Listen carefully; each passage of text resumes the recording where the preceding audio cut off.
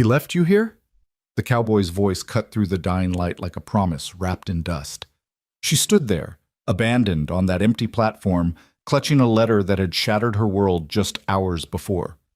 The man she'd traveled 800 miles to marry had vanished like morning mist, leaving her with nothing but a crumpled note and fading hope. But Cole Turner wasn't the kind of man who left wounded souls to the wolves. "Then you're coming home with me." Those 7 words would change everything. Stay until the end to see how this abandoned woman found her true destiny, and comment your city so I can see how far this story travels. The afternoon sun beat down mercilessly on Hollow Bend's weathered train platform, painting everything in shades of amber and despair. Abigail Monroe stood motionless beside the empty ticket booth, her navy traveling dress already coated with the fine Oklahoma dust that seemed to settle on everything in this godforsaken town. The leather suitcase at her feet, the one her mother had given her with trembling hands just 3 weeks ago in Boston, now felt like an anchor threatening to drag her straight down into the earth. In her hands, crumpled and reread so many times the ink had begun to smear with her tears, was the letter that had destroyed everything. "Miss Monroe, circumstances have changed. My situation is no longer suitable for marriage. The arrangement we discussed must be considered void. Do not come to Hollow Bend. There is nothing here for you now. M. Blake." But she had come anyway. The letter had arrived the morning she was set to depart, delivered to her boarding house by a boy who couldn't have been more than 12, who'd thrust it into her hands and vanished before she could even ask where it came from. She'd stood in her small rented room, surrounded by the few belongings she'd packed for her new life, and made a decision that seemed insane even to her practical Boston mind. She went anyway. What choice did she have? She'd already given up her position as a seamstress at Mrs. Aldridge's shop. She'd already said goodbye to the few friends she had, their faces mixture of envy and pity as they'd wished her well on her mail-order bride journey to the untamed West. She'd already spent the last of her savings on the train ticket.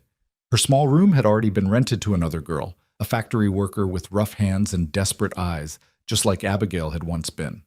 There was no going back, only forward, into whatever hell awaited her in this dust-choked corner of nowhere. The train that had brought her, the iron beast that had carried her across rivers and plains, through towns that grew progressively smaller and rougher, had departed 20 minutes ago. She'd watched it disappear into the distance, carrying with it the last connection to everything she'd known. The station master, an elderly man with tobacco-stained whiskers, had locked up the ticket office without so much as a glance in her direction.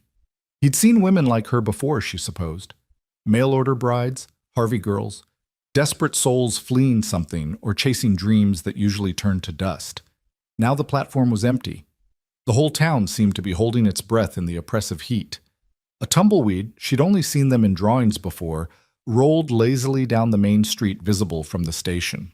The wooden buildings looked like they were barely clinging to existence, their paint peeled by sun and scoured by wind. The saloon across the way had started its evening business early. Tinny piano music drifted out along with rough laughter and the smell of cheap whiskey. Abigail closed her eyes, trying to summon the courage that had brought her this far. She was 24 years old, unmarried, and until 3 weeks ago, resigned to spending her life in service to others, mending their clothes, fixing their lives, never having one of her own. When Mason Blake's advertisement had appeared in the Boston matrimonial paper, it had seemed like divine intervention.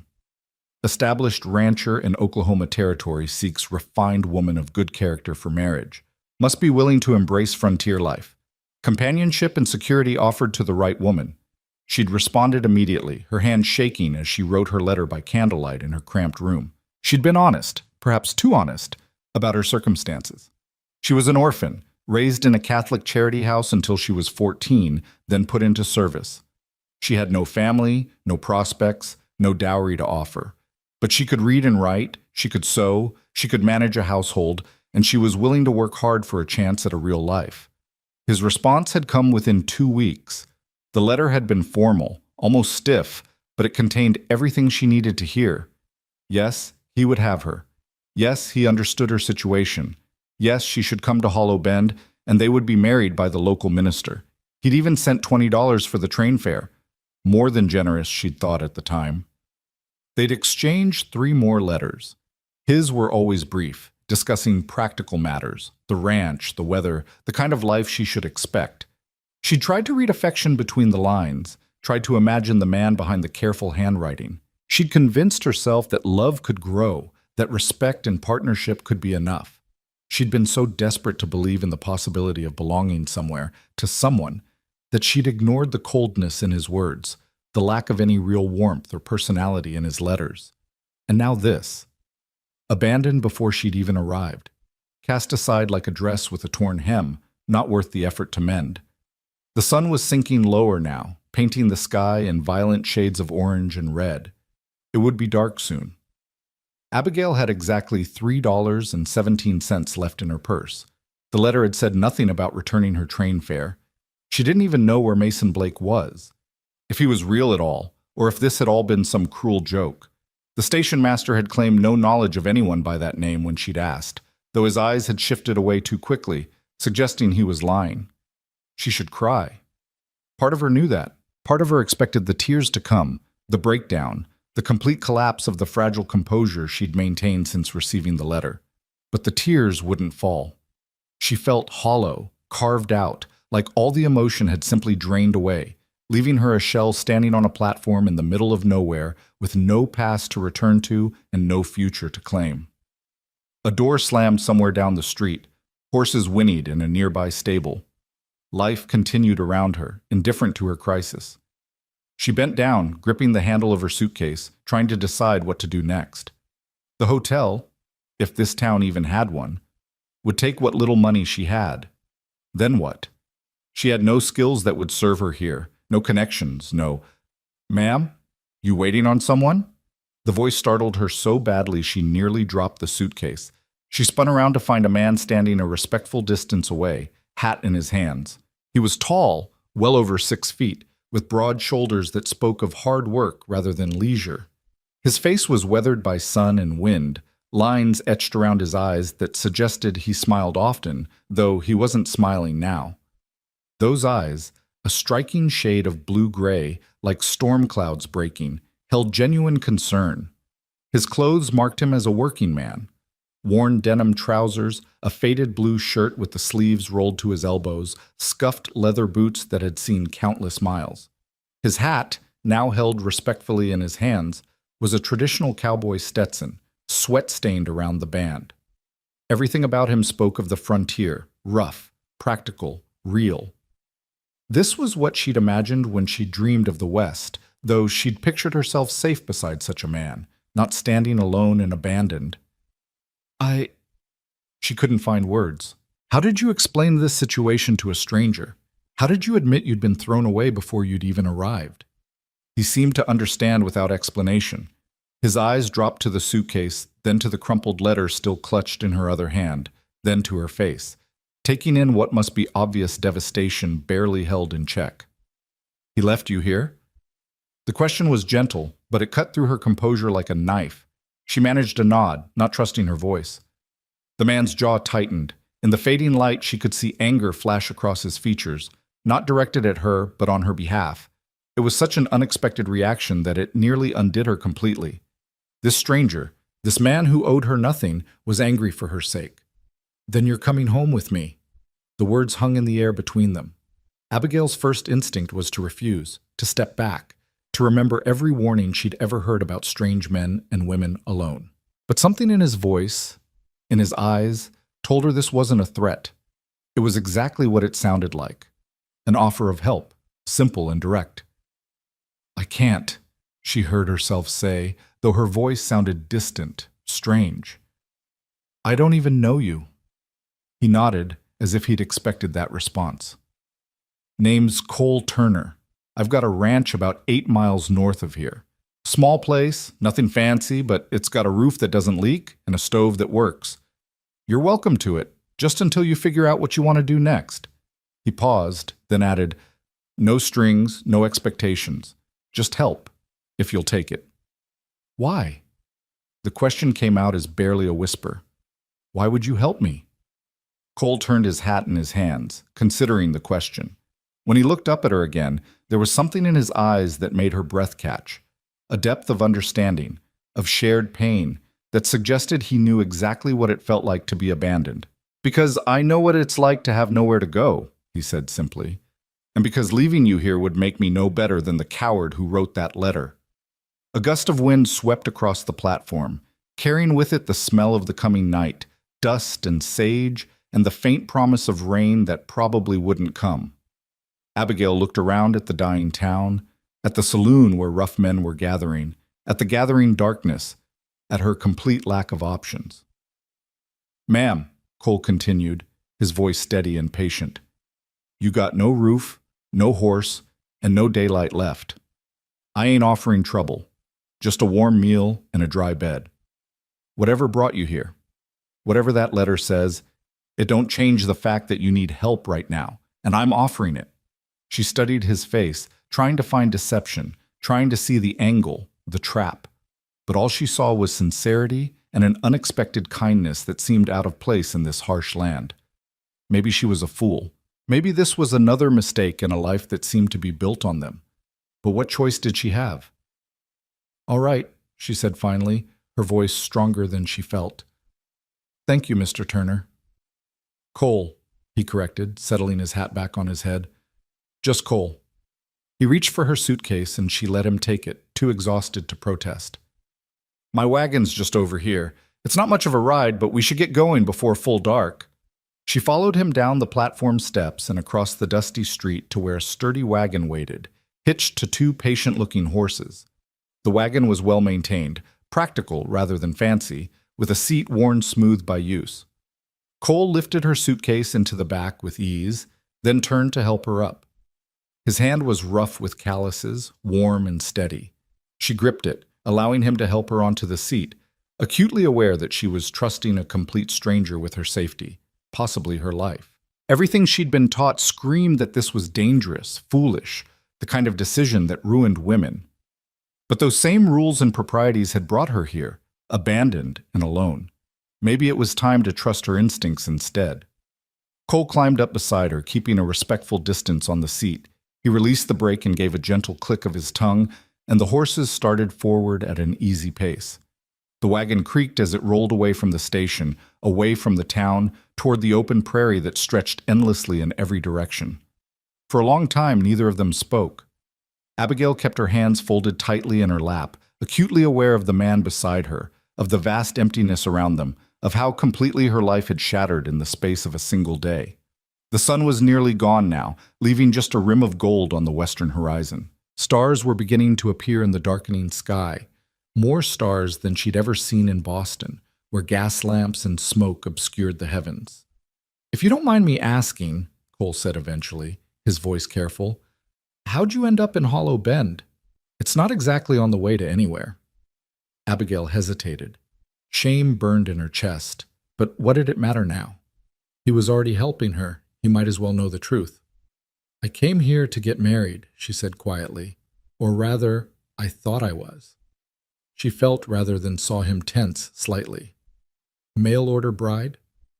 "Yes." The word felt like an admission of failure.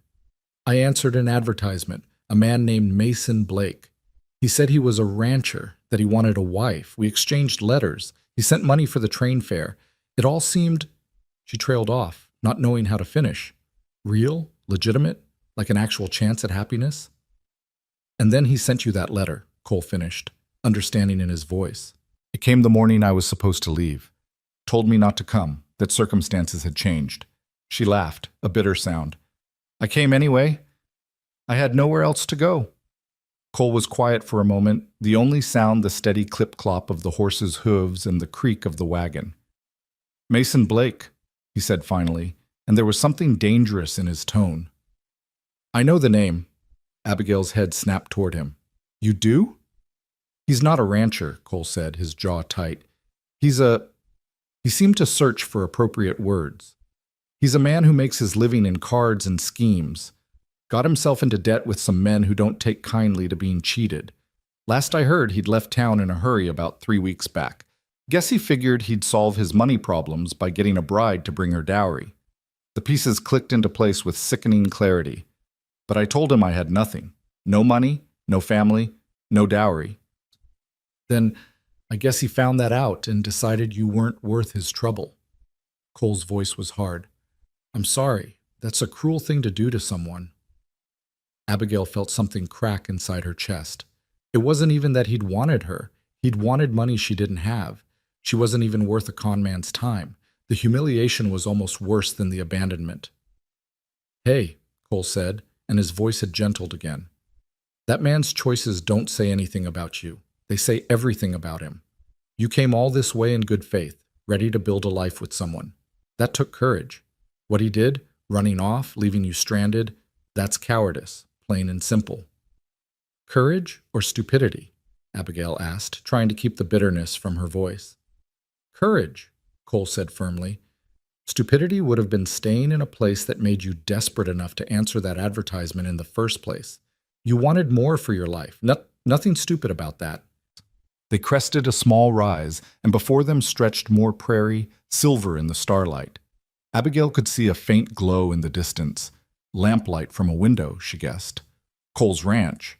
The sight of it, proof that shelter and safety were real and close, made her shoulders sag with relief she hadn't known she was holding back. That's home, Cole said, and there was unmistakable warmth in his voice. Not much to look at, maybe, but it's solid. As they drew closer, Abigail could make out the shape of a modest house, dark wood weathered by the elements but well maintained. There was a barn nearby, a corral with a few horses, and what looked like a chicken coop. Everything spoke of careful stewardship, of someone who took pride in what little he had. Cole brought the wagon to a stop near the house and jumped down, then came around to help her.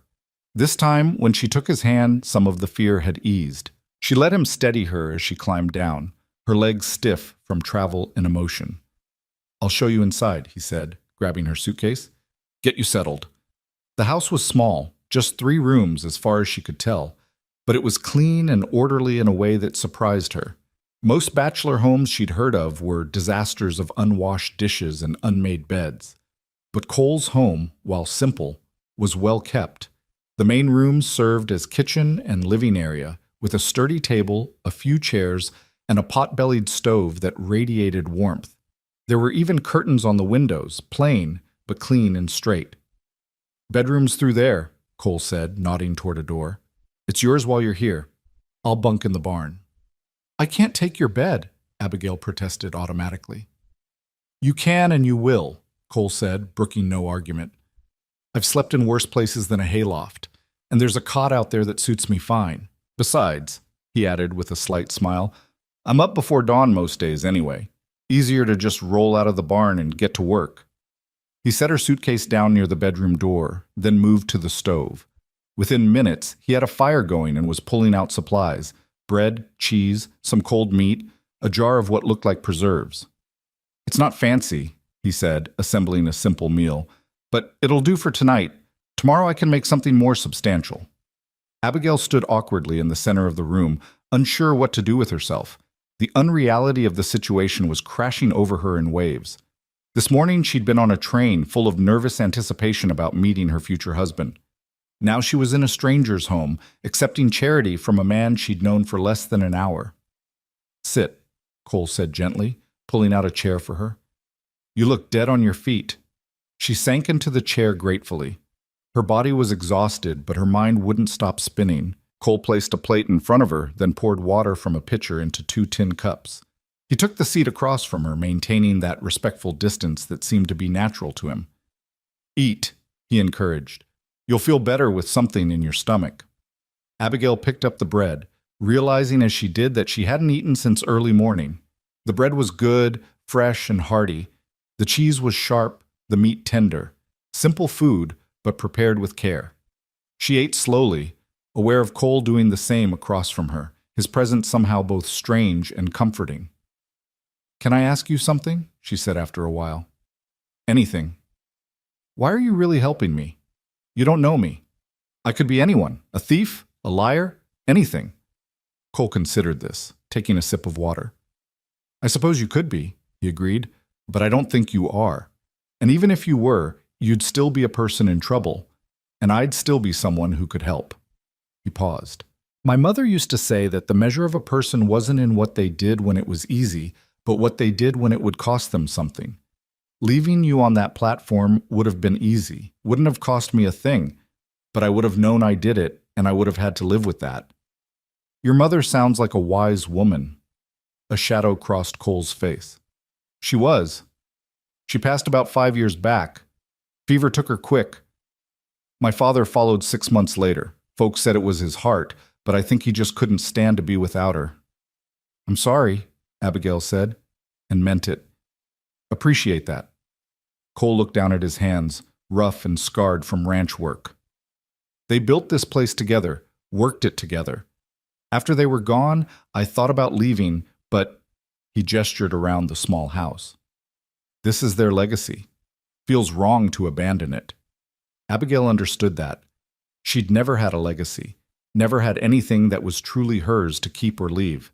The idea of it, of having a place so tied to love and memory that you couldn't bear to leave, was foreign and beautiful.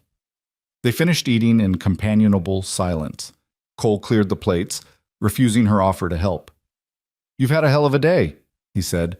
Rest is what you need now. Everything else can wait until tomorrow. He showed her to the bedroom, which was small but clean, with a real bed covered in a quilt that looked handmade. There was a dresser with a washing basin and pitcher, and a small mirror on the wall. Simple, but more than adequate. There's water in the pitcher, Cole said from the doorway. Fresh towels in the dresser. If you need anything else, I'll be in the barn. Just call out. Cole, she said, turning to face him. Thank you for everything. I don't know how I'll ever repay you.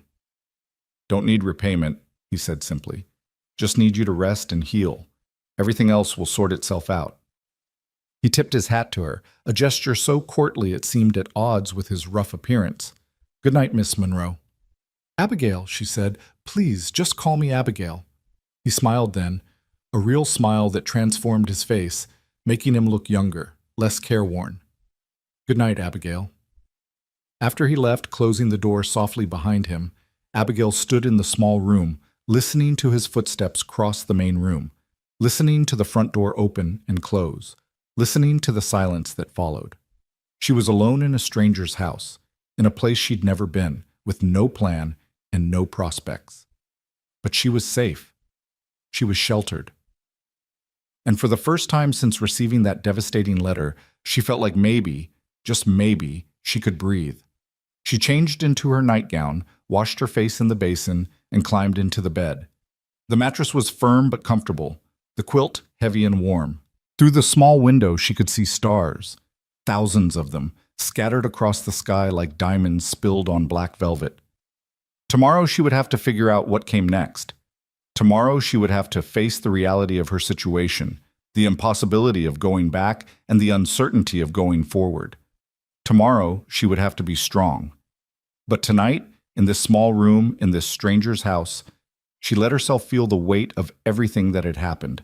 And finally, the tears came, silent and unstoppable, soaking into the pillow as she cried for the dreams that had died, for the future she'd never have, for the girl she'd been who'd believed a letter could change her life. Outside in the barn, Cole Turner lay on his cot, staring up at the shadowed rafters. He'd meant every word he'd said to her. He had helped because it was the right thing to do, because leaving her there would have haunted him, because his mother had raised him to be better than that. But there was another truth, one he hadn't voiced. When he'd seen her standing there on that platform, so clearly lost and alone, something in his chest had tightened. She'd looked like hope and heartbreak all wrapped up in one person, and he'd needed to do something to ease that pain in her eyes.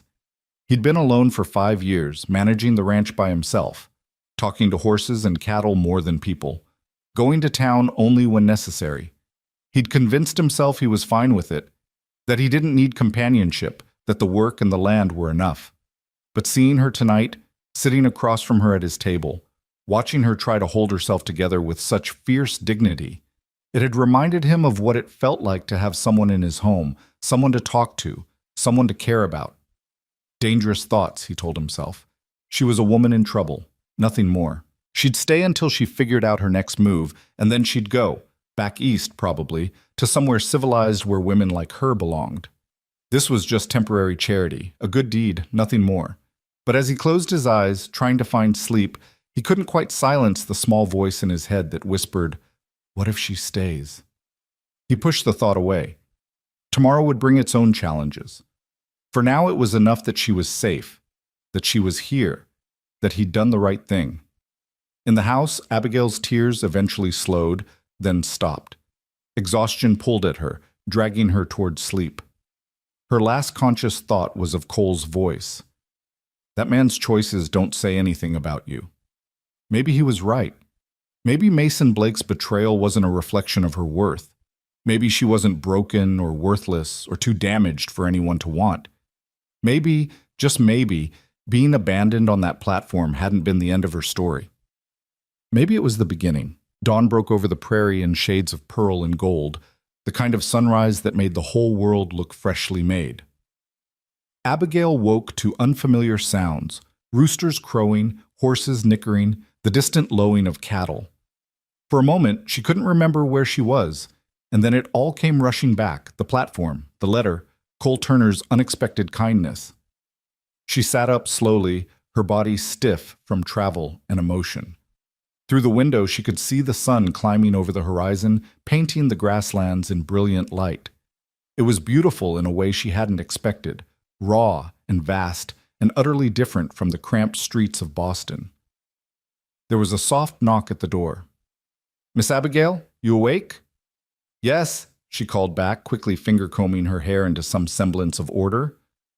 "I've got coffee on and breakfast started," Cole said through the door. "Take your time, no rush." She heard his footsteps retreat and forced herself out of bed.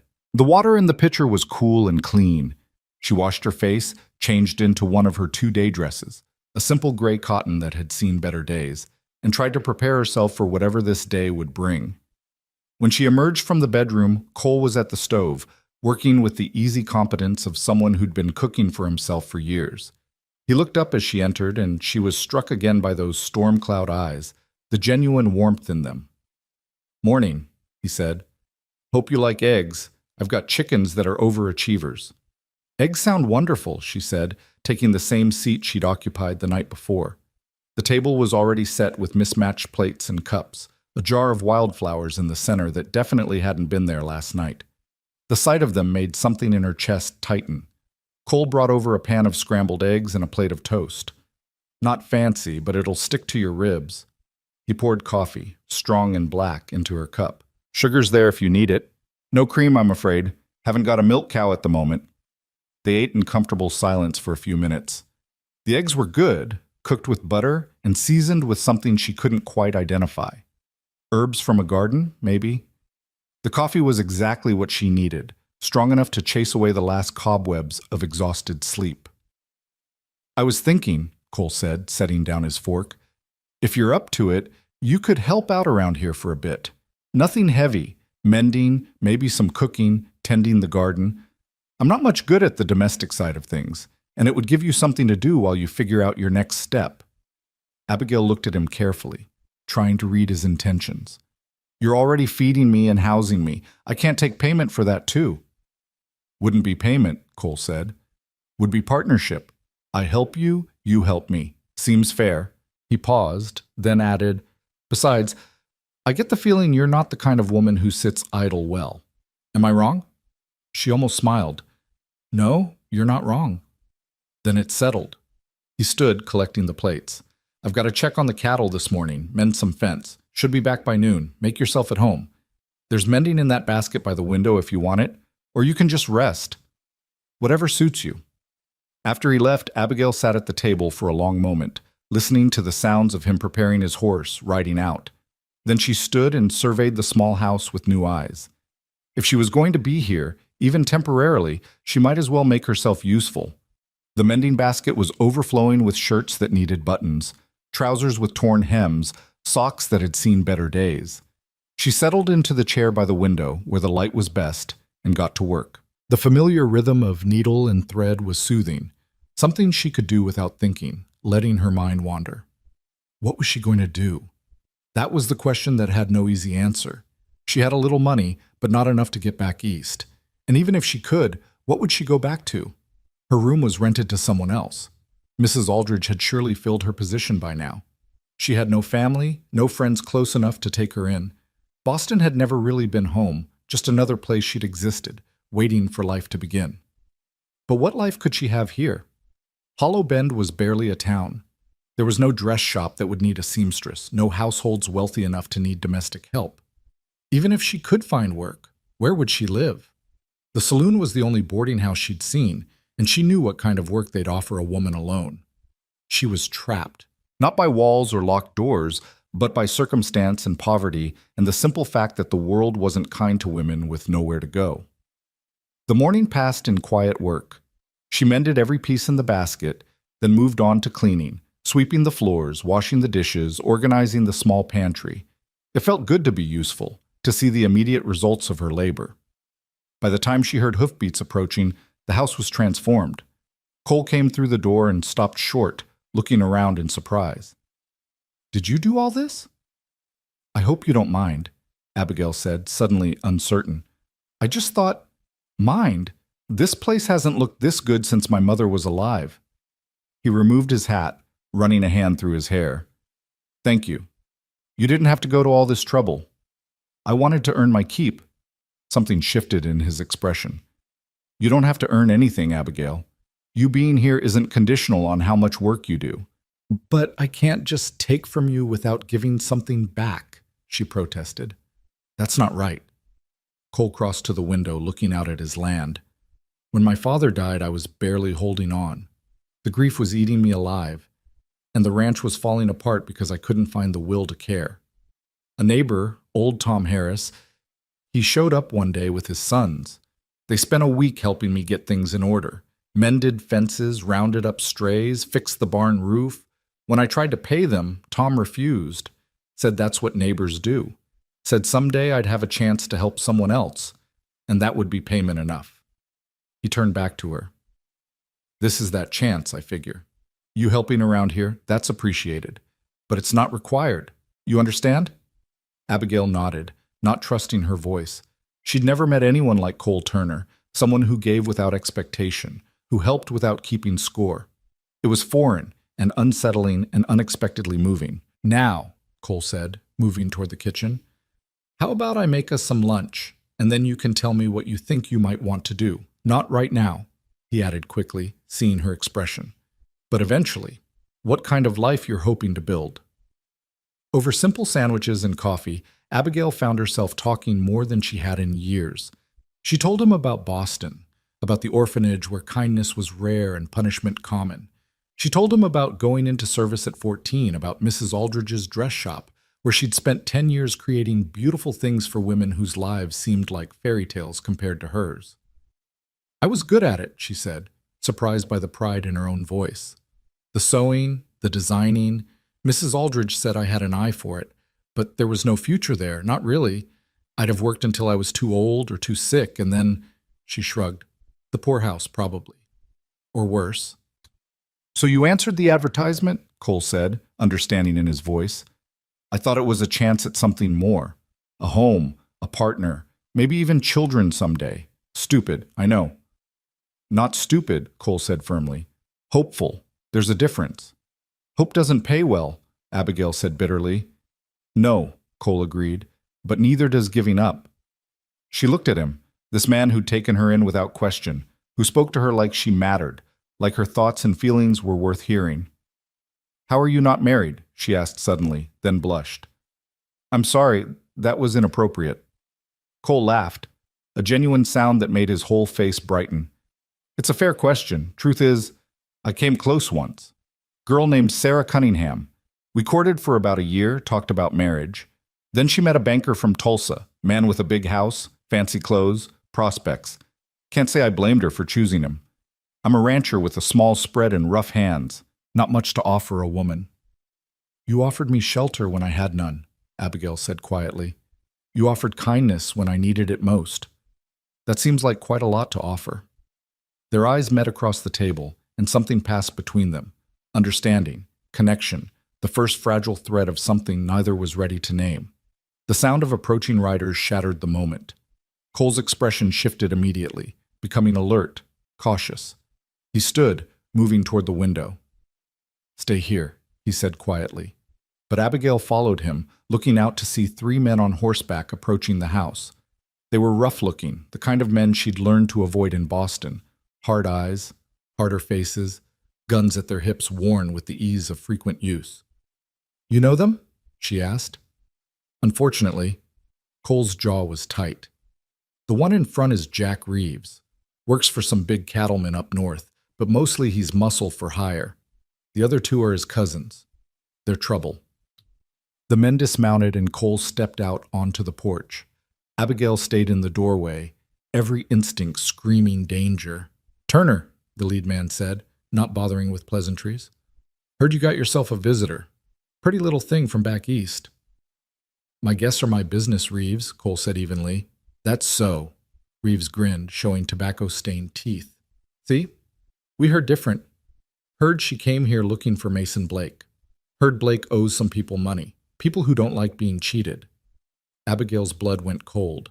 Cole had said Mason was in debt, but she hadn't considered that those debts might follow her here. "Miss Monroe has nothing to do with Blake's debts," Cole said, his voice hard as iron. "She came here on false pretenses.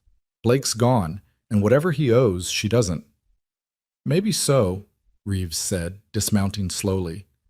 "But the men he owes, they might see it different, might figure she's worth something. Pretty woman like that could work off Blake's debt in Tulsa, if you know what I mean." The implication was clear and sickening.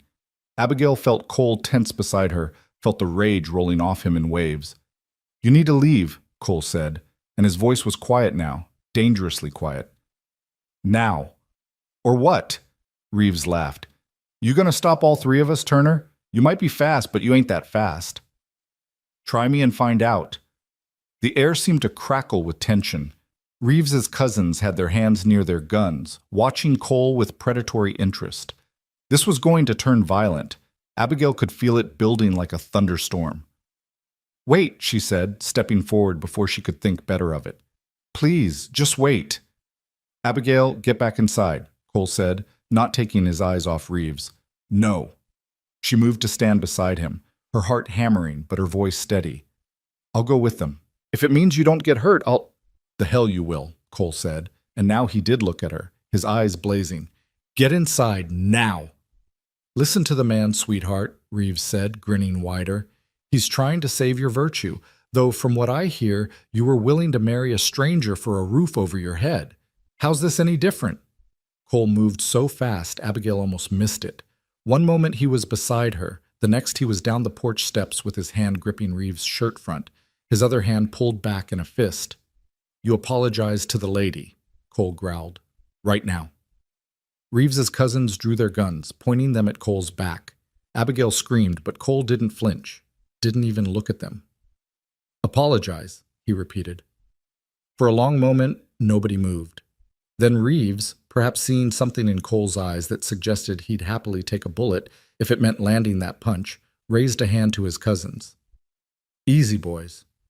He looked at Cole with new assessment. "My apologies, ma'am. That was uncalled for." Cole released him slowly, stepping back but keeping himself between Abigail and the three men.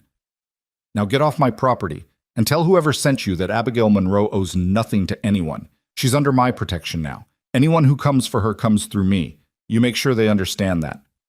Reeves straightened his shirt, anger and something like grudging respect warring on his face. "You're making a mistake, Turner. These men don't take no for an answer." "Then they can come tell me themselves.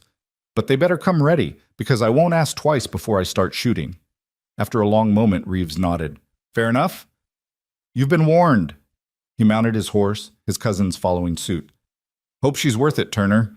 Lot of trouble for a woman you just met." They rode off, dust rising in their wake. Cole stood motionless until they were out of sight. Then his shoulders sagged slightly. He turned to Abigail, and she saw fear in his eyes, not for himself, but for her. "You can't do that again," he said, his voice rough. "You can't offer to sacrifice yourself like that." "They were going to hurt you," she said, trembling now that the danger had passed. "Maybe kill you. I couldn't just stand there and—" "Yes, you could. You will." He gripped her shoulders gently. "Abigail, I meant what I said. You're under my protection now. That means I face the danger, not you. Understand?" "But why?" The question burst out of her. Why would you risk your life for me? You don't even know me. Cole's hands dropped from her shoulders. He looked away, across the prairie, and when he spoke, his voice was quiet. My mother, before she died, she made me promise something. She said, Ike, Cole, there's going to come a time when you have a choice to do the easy thing or the right thing. And the right thing is going to cost you, maybe a lot. But that's when it matters most, when it costs you something. She made me swear I'd always choose the right thing, no matter the price. He looked back at her. Protecting you, standing between you and men like that, it's the right thing. And I don't break promises to my mother. Abigail felt tears prick her eyes. Your mother raised a good man. She tried. A ghost of a smile crossed his face. Come on, let's get inside. I need to think about what comes next. Inside, Cole paced while Abigail sat at the table, her hands wrapped around a cup of coffee gone cold. The confrontation had shaken her more than she wanted to admit. She'd thought Mason's betrayal was the end of her troubles, but it seemed his sins were reaching out to taint her too. I'm going to town tomorrow, Cole said finally. Talk to the sheriff. Let him know what's going on. Reeves and his cousins, they're known troublemakers, but they're usually just bark. Still, better to have the law aware. What if they come back? Abigail asked. Then they come back, and I deal with it. He sat down across from her. Abigail, I need you to be honest with me. Is there anywhere you can go? Anyone who would take you in?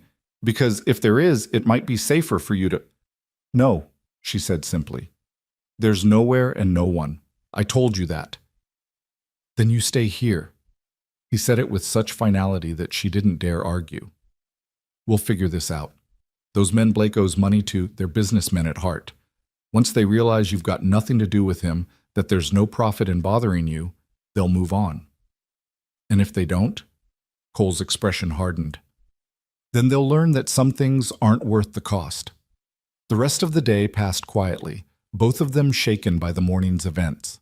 Abigail tried to keep busy, but her mind kept returning to the look in Reeves's eyes, the casual cruelty in his suggestion of what could happen to her. Cole worked outside, but she noticed he stayed closer to the house than usual, his rifle always within reach. That evening, as they sat down to a simple dinner of beans and cornbread, Abigail made a decision. I want to learn to shoot, she said abruptly. Cole looked up in surprise. What? A gun. I want to learn how to use one. If there's going to be trouble, I need to be able to protect myself, to help, if it comes to that. Cole was quiet for a moment, considering. It's not a bad idea, he said finally. But understand, carrying a gun means being willing to use it, to hurt someone, maybe kill them. That's not a light thing. I understand. And she did. The world had shown her its teeth today. She needed to grow some of her own.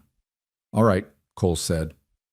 Tomorrow, after I get back from town, I'll teach you. They finished dinner in silence, but it was different from the comfortable quiet of before.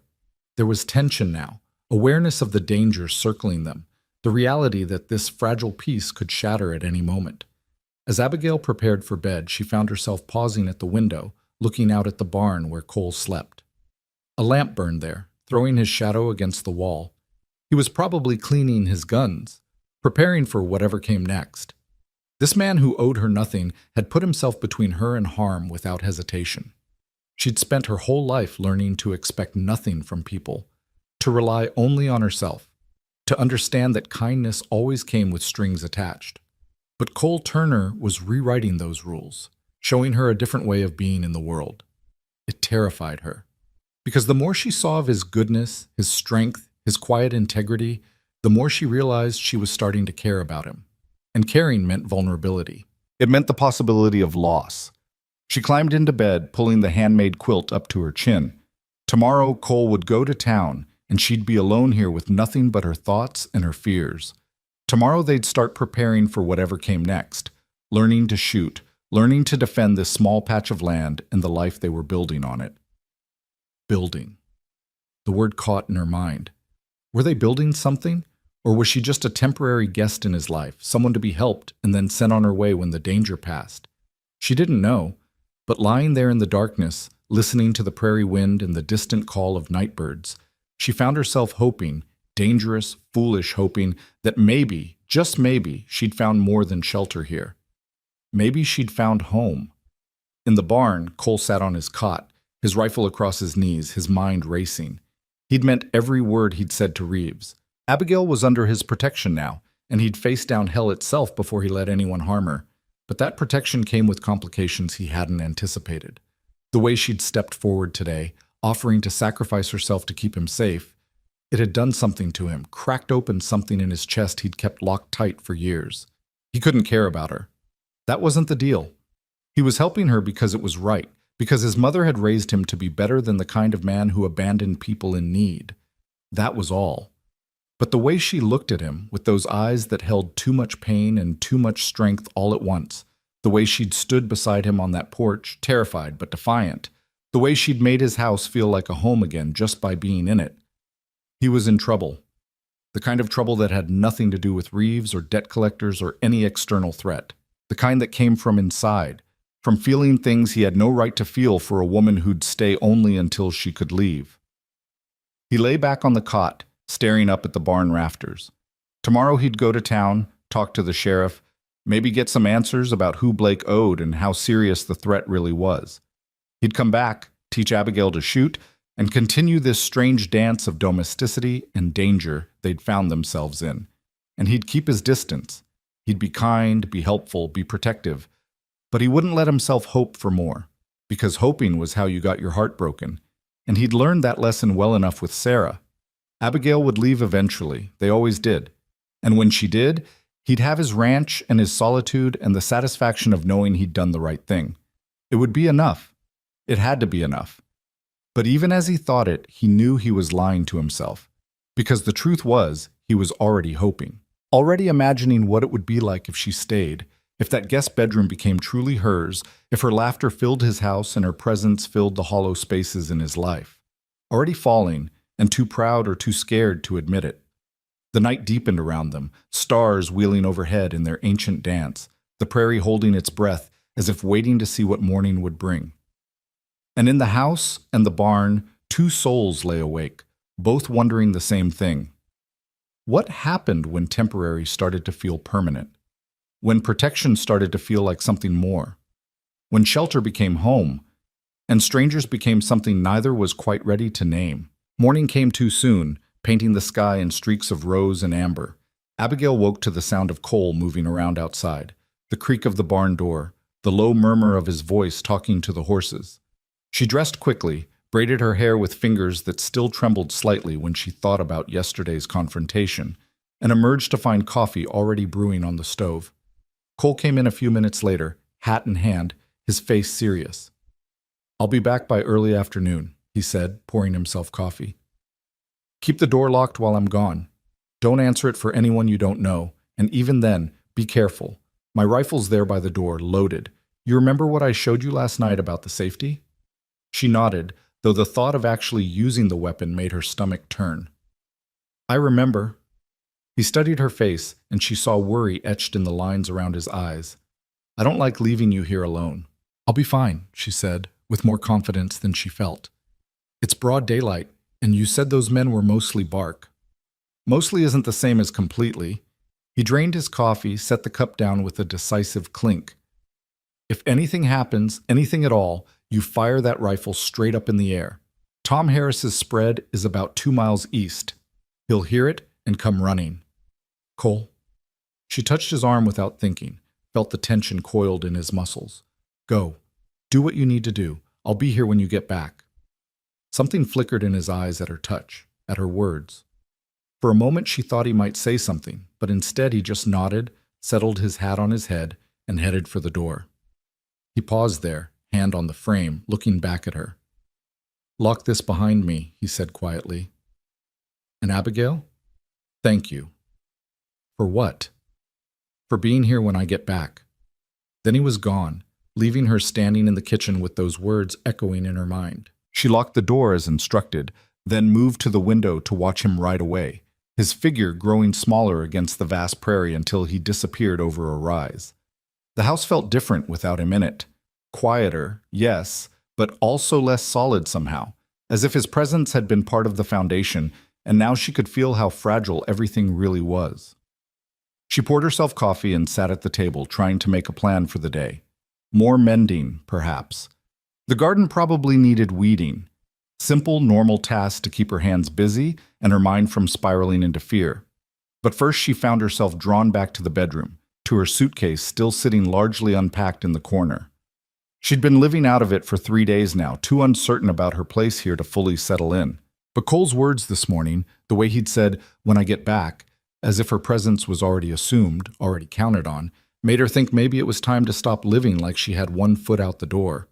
She unpacked slowly, carefully, hanging her 2 spare dresses in the small wardrobe, arranging her few personal items on the dresser. A brush her mother had given her, or so she'd been told. She had no memory of the woman herself. A small Bible from the orphanage, inscribed with her name in a stranger's handwriting. A daguerreotype of Mrs. Aldridge's family, given to her as a Christmas gift 3 years ago. The closest thing she had to a photograph of people who'd cared about her.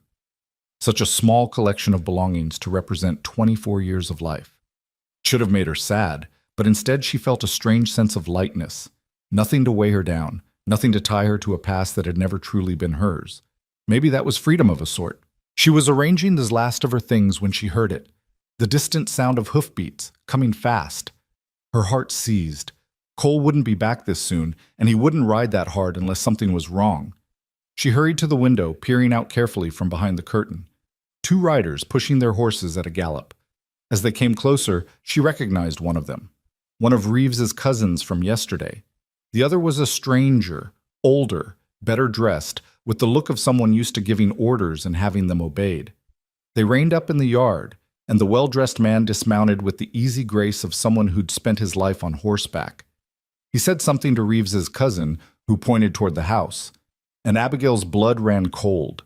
She backed away from the window, her mind racing. The rifle was by the door where Cole had left it. She could fire a warning shot like he'd told her, bring Tom Harris running. But what if these men weren't deterred by an old rancher? What if they broke in before help could arrive? A sharp knock rattled the door. "Mrs. Blake? I know you're in there. I just want to talk." Mrs. Blake. They thought she was married to Mason. The assumption would have been laughable if it wasn't so terrifying. "You've got the wrong person," she called out, proud that her voice didn't shake. "I'm not Mrs. Blake. I've never even met Mason Blake." A pause. Then the man's voice again, smoother now, almost reasonable. "Then you won't mind opening the door so we can clear up this misunderstanding, will you, miss?" Every instinct screamed at her not to open that door. "Mr. Turner will be back soon," she said instead. "You can discuss this with him?" She heard low conversation outside, couldn't make out the words. Then Reeves's cousin spoke up, louder. "Turner's in town, lady. We made sure of it. Won't be back for hours." Her stomach dropped. They'd planned this. Waited until Cole left her alone. She moved quietly toward the rifle, her heart hammering so hard she could hear it in her ears. "Listen," the well-dressed man said, and his tone had shifted, become harder. "Mason Blake stole from me. $5,000 he took, and I mean to have it back. Now you say you're not his wife, fine. Maybe that's true. But you came here looking for him, which means you know something. And I'm a patient man, but my patience has limits." $5,000. The amount staggered her. What kind of scheme had Mason been running? "I told you. I don't know anything," she called back. "He placed an advertisement for a mail-order bride. I answered it. I came here and he was gone. That's all I know." Another pause. Then she heard the unmistakable sound of a gun being cocked. "Last chance, miss. Open this door or we open it for you." Abigail grabbed the rifle, her hands shaking so badly she nearly dropped it. She'd never fired a gun in her life. Cole had shown her the basics last night. How to hold it, how to aim, how the safety worked. But knowing and doing were vastly different things. The door shuddered under a heavy impact. They were breaking in. She raised the rifle, pointed it at the door, and prayed. The wood splintered with the second impact, the lock giving way. The door crashed open, and the well-dressed man stood there, his own gun drawn, his eyes hard as flint. Then he saw the rifle pointed at him and stopped. "Well now," he said slowly, "that's quite a welcome." "Get out." Her voice was steadier than she felt. Get out or I'll shoot. You ever fired that thing, sweetheart? He took a step forward. Because I have, many times, and I can tell from the way you're holding it that you haven't. He was right. She could feel it in the awkward weight of the weapon, the uncertainty of her grip. But she kept it raised, kept her finger near the trigger the way Cole had shown her. Maybe I haven't, she said. But at this range, does it really matter? Even if I miss your heart, I'll hit something. Respect flickered across his features. Fair point. He didn't lower his gun, but he didn't advance either. My name's Garrett Sutton. Blake worked for me, helped arrange some cattle deals. Only the cattle were stolen, and the money he collected from the buyers went into his pocket instead of mine. $5,000 worth of my money. I don't have your money, Abigail said. I don't have any money. If I did, I wouldn't have been desperate enough to answer an advertisement from a stranger. Sutton studied her, his eyes calculating. You really don't know where he is, do you? No, and even if I did, I wouldn't tell him the time of day after what he did to me. A bitter laugh escaped Sutton's throat. He played you too then, should have known. Blake never could run a straight con, always had to complicate things. He finally lowered his gun, and Abigail felt some of the tension leak from her shoulders, though she kept the rifle raised. Look, Sutton said, I believe you. You're just another one of Blake's victims, but that doesn't solve my problem. He's got my money, and I want it back. Then find him and take it, Abigail said. I can't help you. Can't you? Sutton's eyes narrowed. See, here's my thinking. Blake ran because he knew I'd come for him, but he placed that advertisement for a bride, which means he was planning something. Maybe he thought a wife would make him look more legitimate. Maybe he was planning to use you as cover for whatever scheme came next. Point is, he wanted you for a reason. The reason was money, Abigail said bitterly. He thought I'd have a dowry. When he found out I didn't, he told me not to come. But you came anyway. Sutton took another step forward, and this time Abigail's finger tightened on the trigger. He stopped, which means Blake might not know you're here. And if he doesn't know, then maybe we can use that. Use it how? Simple. We let word slip that his bride showed up after all, that she's here, waiting for him. If he thinks there's still an angle to work, still something to gain, he might come back. And when he does, you'll be waiting, Abigail finished. Her arms were aching from holding the rifle, but she didn't dare lower it. And what happens to me in all this? You play the part of the faithful bride waiting for her man. We keep watch. When Blake shows up, we take him, get my money back, and you're free to go on with your life. And if he doesn't show up? Sutton shrugged. Then you're no worse off than you are now. Except you'll have done me a favor, and I'm a man who rewards favors. It was a trap, Abigail knew. Maybe not for her specifically, but a trap nonetheless. And she wanted no part of it. No, she said, I won't help you. Something dangerous flashed in Sutton's eyes. That wasn't a request, sweetheart. The rifle felt impossibly heavy in her arms. She knew she was outmatched, knew that Sutton could probably take the weapon from her before she could fire, knew that Reeves's cousin was still outside, another gun at the ready. But she also knew that the moment she lowered this rifle, she lost what little power she had. Mr. Sutton, she said, keeping her voice level, I've had a very difficult few days. I was abandoned by a man I'd never met, taken in by a stranger out of kindness, and threatened in my own home. I'm tired, I'm scared, and I'm holding a loaded rifle that I barely know how to use, which makes me dangerous in ways I suspect you can appreciate. So I'm going to ask you one more time to leave, and if you don't, I'm going to pull this trigger and pray to God I hit something important. For a long moment they stared at each other. Then Sutton laughed, genuine amusement lighting his face.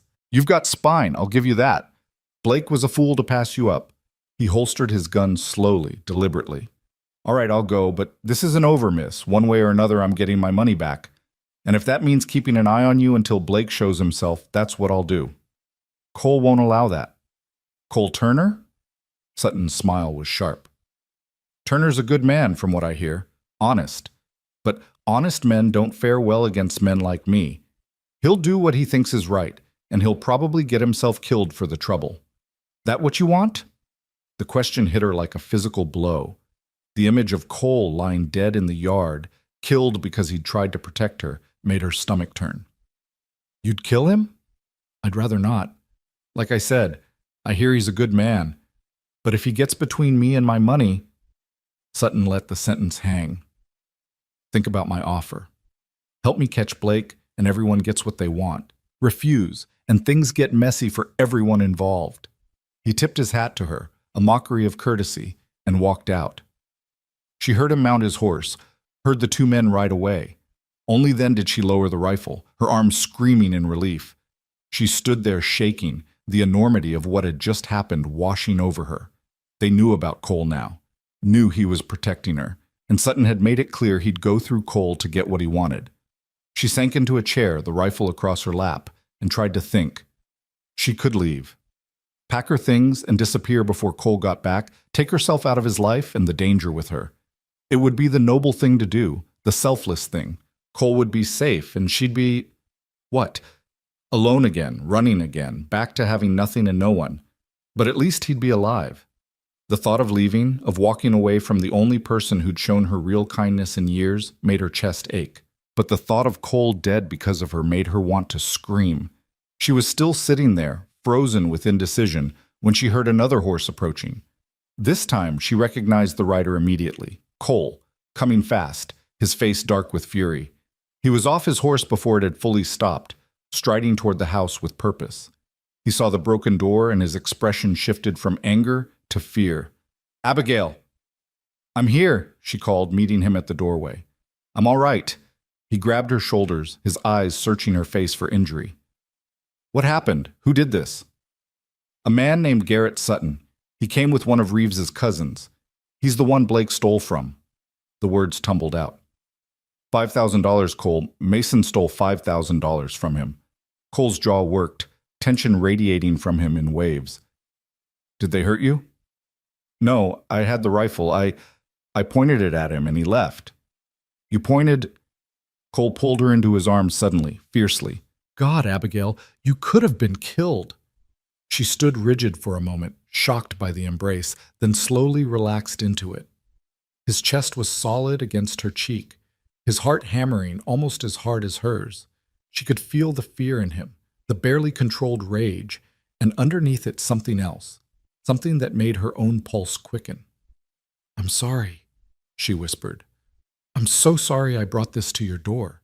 He pulled back just enough to look at her, his hands still on her shoulders. "This isn't your fault. None of this is your fault." His eyes were intense, blazing with emotion. "I went to town, talked to the sheriff, found out about Sutton, about the money. Sheriff said Sutton's been looking for Blake for weeks, getting more desperate. I came back as fast as I could. He wants me to help him catch Mason," Abigail said. "He thinks if word gets out that I'm here, Mason might come back. And when he does, Sutton will be waiting." "Over my dead body." "That's what I'm afraid of." She gripped his shirt, bunching the fabric in her fists. "Cole, he said if you get in his way, he'll kill you. He said honest men don't fare well against men like him." "He's probably right about that." Cole's smile was grim. "But I'm not planning to be honest about how I deal with him. This isn't a joke." "I'm not joking." He took her hands in his calloused thumbs rubbing gentle circles on her knuckles. "Abigail, I told you before, you're under my protection. That means something to me. It means everything to me. I'm not letting Sutton or anyone else use you as bait. Then what do we do?" Cole was quiet for a moment, thinking. "We find Blake ourselves. Get to him before Sutton does, convince him to return the money. It's the only way to end this cleanly. How do we even begin to look for him? He could be anywhere." "Not anywhere." Cole released her hands and moved to look out the broken doorway. "Sheriff said Blake's got a sister in Guthrie. If he's running scared, that's where he'd go. Family's all a man's got when the world turns against him." "Guthrie's 2 days' ride from here," Abigail said. She'd studied the maps before coming west, memorizing towns and distances with the desperate hope of someone trying to visualize a future. 3 days probably if we're careful." He turned back to her. "And that's another thing. I'm not leaving you here alone again. Not with Sutton circling. You're coming with me. I can't ask you to..." "You're not asking. I'm telling." His voice softened. Besides, if we're going to convince Blake to do the right thing, having you there might help. You're the injured party in all this. Maybe seeing what his con cost a real person will prick whatever conscience he's got left. It was a long shot, and they both knew it. But it was better than sitting here waiting for Sutton to make his next move, better than living in fear every time Cole had to leave the ranch. "When do we leave?" she asked. "Tomorrow at first light. I'll need to make arrangements for the livestock. Ask Tom Harris to keep an eye on the place. You should pack light, just what you absolutely need. We'll be traveling rough, sleeping under stars most likely." The thought should have terrified her. A few days ago, she'd been living in a boarding house in Boston, sleeping in a proper bed with a roof over her head. Now she was planning to ride across the territory with a man she'd known less than a week, chasing a criminal who'd already proven he had no scruples. But instead of fear, what she felt was something closer to excitement, a sense of taking action, of fighting back instead of simply enduring. "I'll be ready," she said. Cole studied her face, and she saw approval there, and something warmer that made her breath catch. "I believe you will." He moved toward the door, then paused. "I need to fix this door before nightfall. And Abigail? What you did today, standing up to Sutton with that rifle, that took real courage. You may have come out here thinking you needed someone to take care of you, but the truth is, you're stronger than you know." After he left to get his tools, Abigail stood in the kitchen, his words echoing in her mind. Stronger than you know. Maybe he was right. Maybe she'd been so busy surviving that she hadn't noticed she was also becoming someone new. Someone who could point a rifle at a dangerous man. Someone who could choose action over cowering.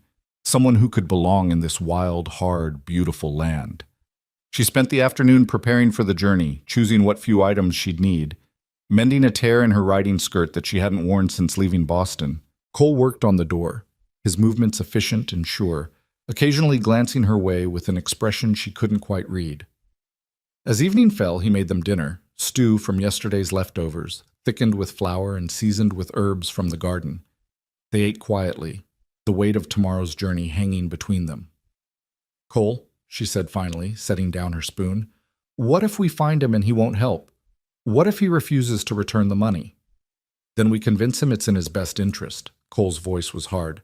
"One way or another, this ends in Guthrie. Either Blake does the right thing, or we drag him back to face Sutton ourselves. And if Sutton won't accept the money, if he wants blood instead, then I'll give him mine before I let him touch you or Blake." He met her eyes across the table. "I know you probably think that's foolish, that it's not worth dying for someone else's mistakes.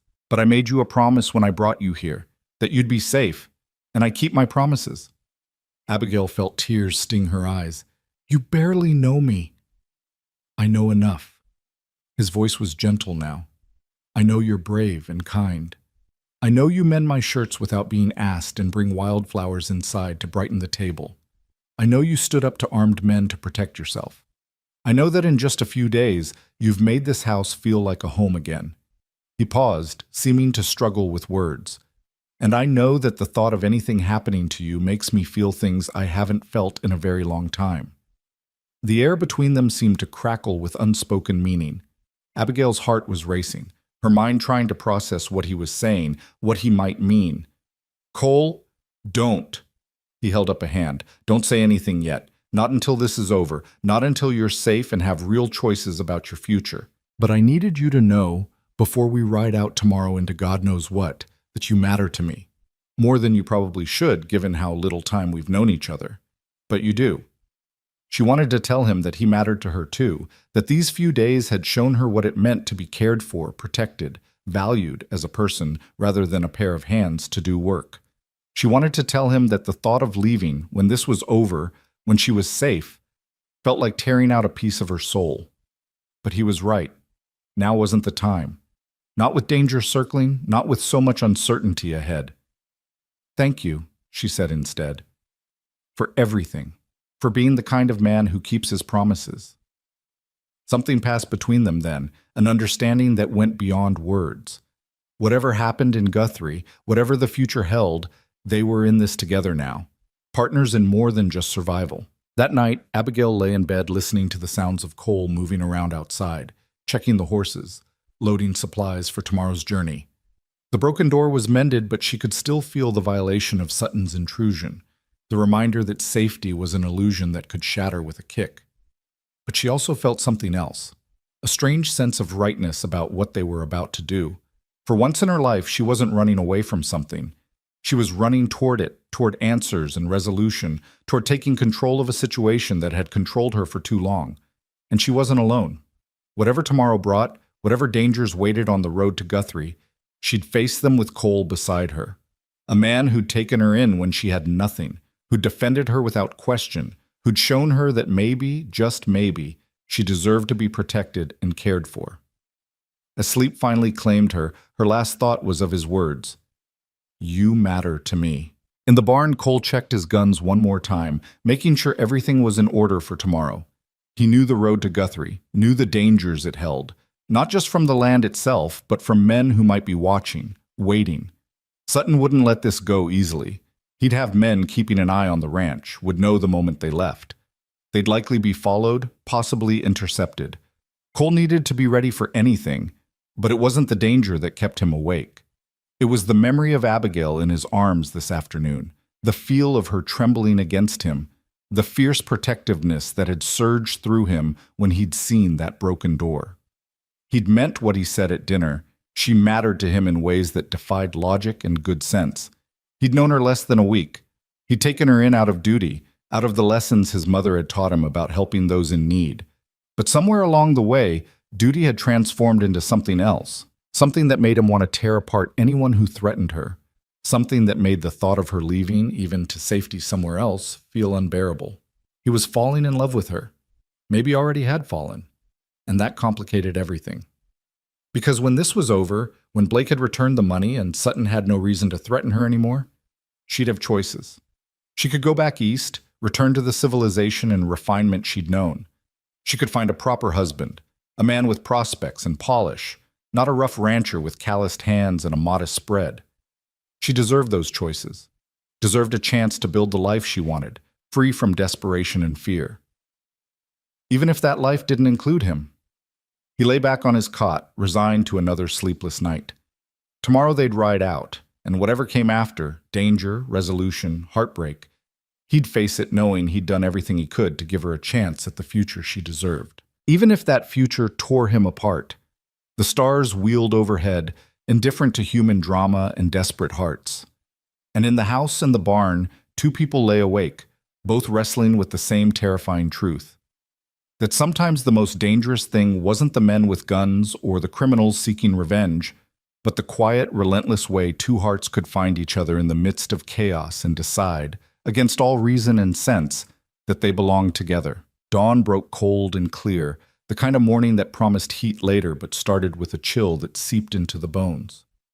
Abigail was already dressed when she heard Cole's knock, her small traveling bag packed with only essentials. A change of clothes, her brush, the daguerreotype that represented her only connection to anything resembling family. "Ready?" Cole asked when she opened the door. He looked tired, dark circles under his eyes suggesting he'd slept as poorly as she had. "As I'll ever be." They ate a quick breakfast of cold biscuits and coffee, neither saying much. The weight of what they were about to do hung heavy in the air. Cole had already loaded the horses, already said his goodbyes to Tom Harris, who'd arrived at first light to watch over the ranch. The old man had looked at them both with knowing eyes, asked no questions, just promised to keep things running and keep watch for trouble. The sun was barely above the horizon when they rode out, Cole on his steady gelding and Abigail on a gentle mare he'd saddled for her. She wasn't an experienced rider. Her few lessons had been years ago, brief and practical, but the mare seemed to understand, moving with careful patience as they headed northeast toward Guthrie. They'd been riding for perhaps an hour, the ranch long out of sight behind them, when Cole spoke. "We're being followed." Abigail's heart jumped. "Are you sure?" "Two riders staying about a mile back. Been there since we left."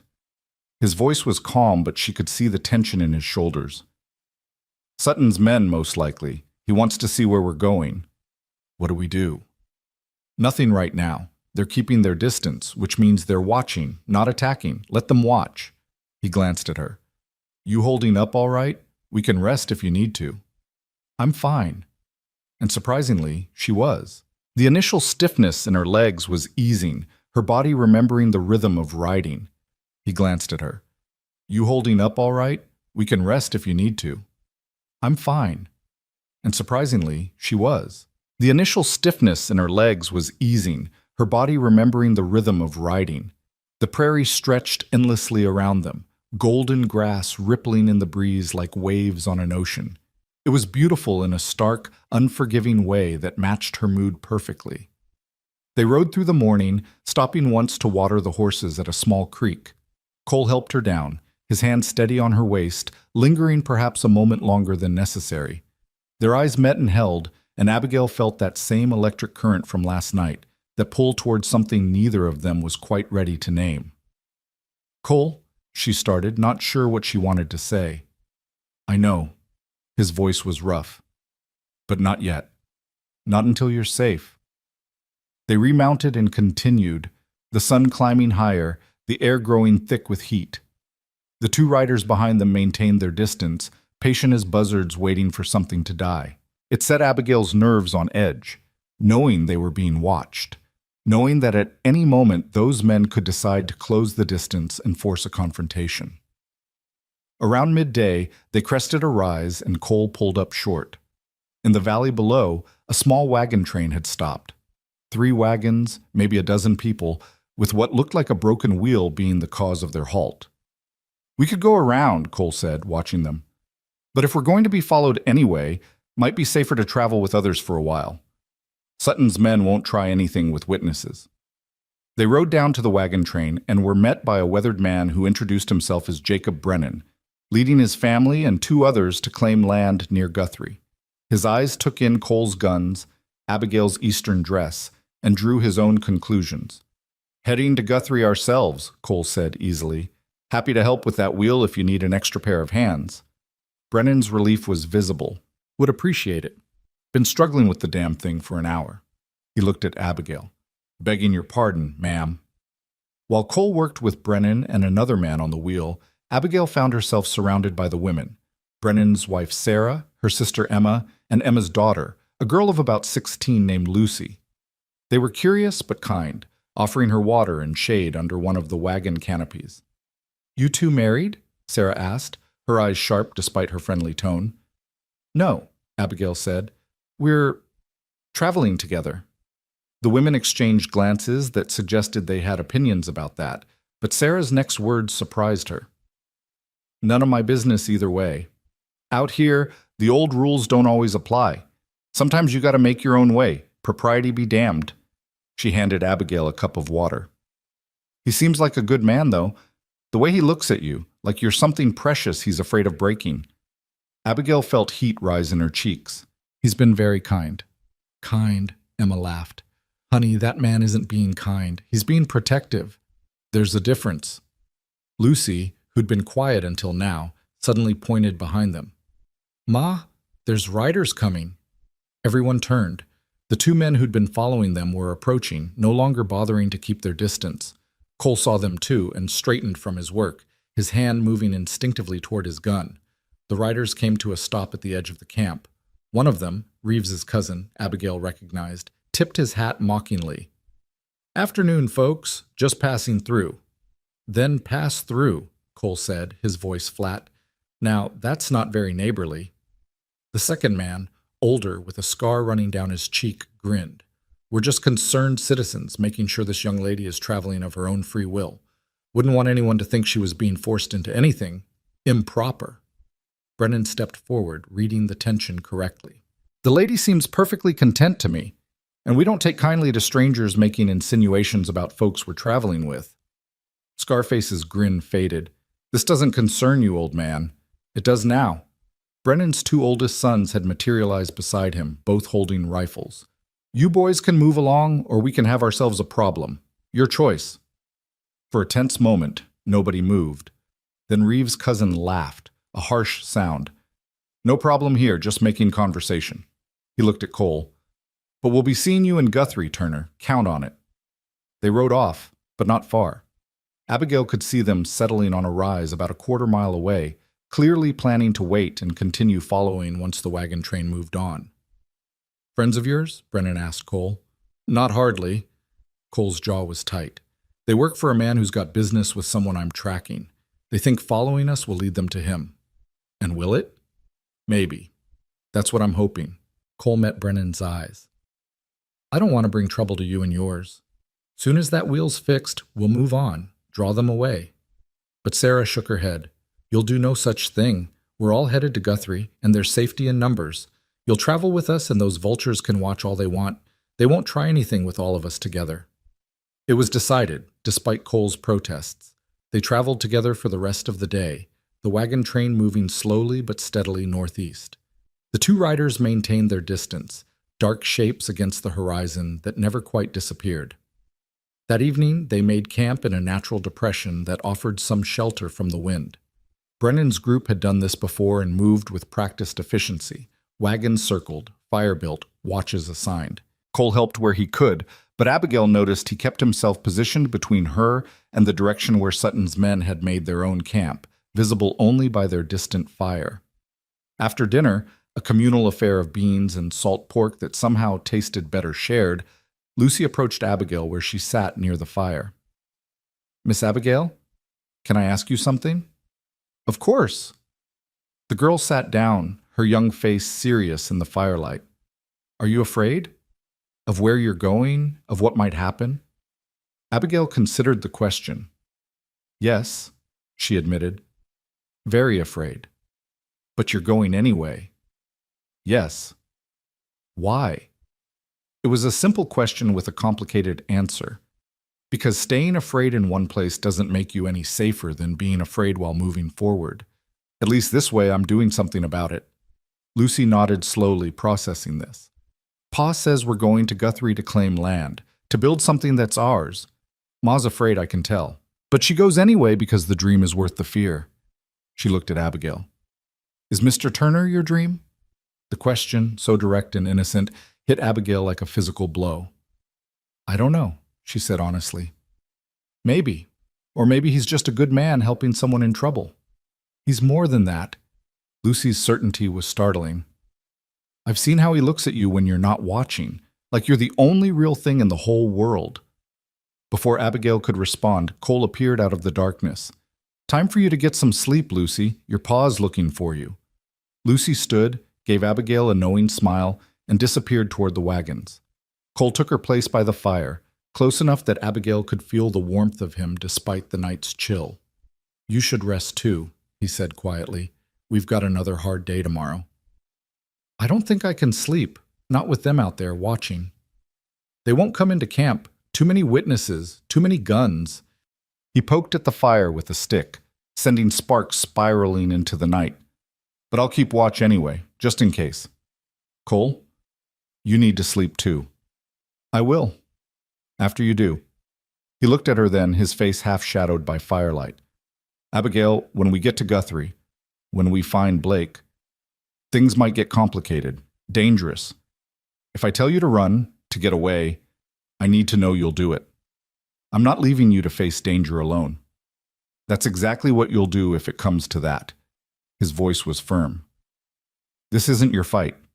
Blake wronged you, yes, but the debt, the violence, that's between him and Sutton. I won't have you caught in the crossfire. And I won't hide while you risk your life for me. She matched his intensity. You said we're partners in this. Partners don't abandon each other. Partners also don't let each other die for mistakes that aren't theirs. Then we'll both be careful. Both stay alive. She reached out, took his hand before she could think better of it. I've lost too much already, Cole. I won't lose you too. His fingers tightened around hers, rough and warm and solid. You won't lose me. I promise you that. He raised her hand to his lips, pressed a kiss to her knuckles that sent heat rushing through her. Now please, try to rest. I need you sharp tomorrow. She did try, lying on a bedroll near the fire while Cole kept watch. But sleep was elusive, her mind spinning with worry and planning, and the memory of his lips on her skin. Around her the camp settled into quiet, soft snores, the occasional murmur of the watch changing, the crackling of the fire. She must have dozed eventually because she woke to Cole's hand on her shoulder, his voice urgent but quiet. Abigail, wake up. We need to move. Now. She sat up, instantly alert. What's wrong? Their fire went out an hour ago. I thought maybe they'd just gone to sleep, but I sent one of Brennan's boys to check. His face was grim. They're gone. Rode out quiet, heading northeast. Toward Guthrie. They're not following anymore. They're getting ahead of us. Cole was already moving, gathering their things. They know where we're headed now. They'll warn Sutton, maybe set up an ambush. We need to move fast, get there before they can prepare. Brennan appeared, his rifle in hand. Trouble? Those men who were following us took off. They'll beat us to Guthrie at the pace your wagons move. Cole looked at him. No offense meant, but we need to ride hard now. Can't wait for the train. Understood. Brennan gripped Cole's shoulder. You watch yourself, Turner, and you take care of that young lady. With my life. Within minutes, they were mounted and riding, pushing the horses harder than was wise in the dark, but having no choice. The moon was waning, providing just enough light to see the trail. Cole set a punishing pace, only slowing when the terrain became too treacherous. They rode through the remainder of the night and into the gray pre-dawn, stopping only twice to rest the horses. Abigail's legs ached, her back screamed in protest, but she didn't complain. Cole's face was set in determined lines, his focus absolute. As the sun rose, painting the sky in shades of pink and gold, they crested a hill and saw it. Guthrie, sprawling across the prairie like a promise or a threat, depending on your perspective.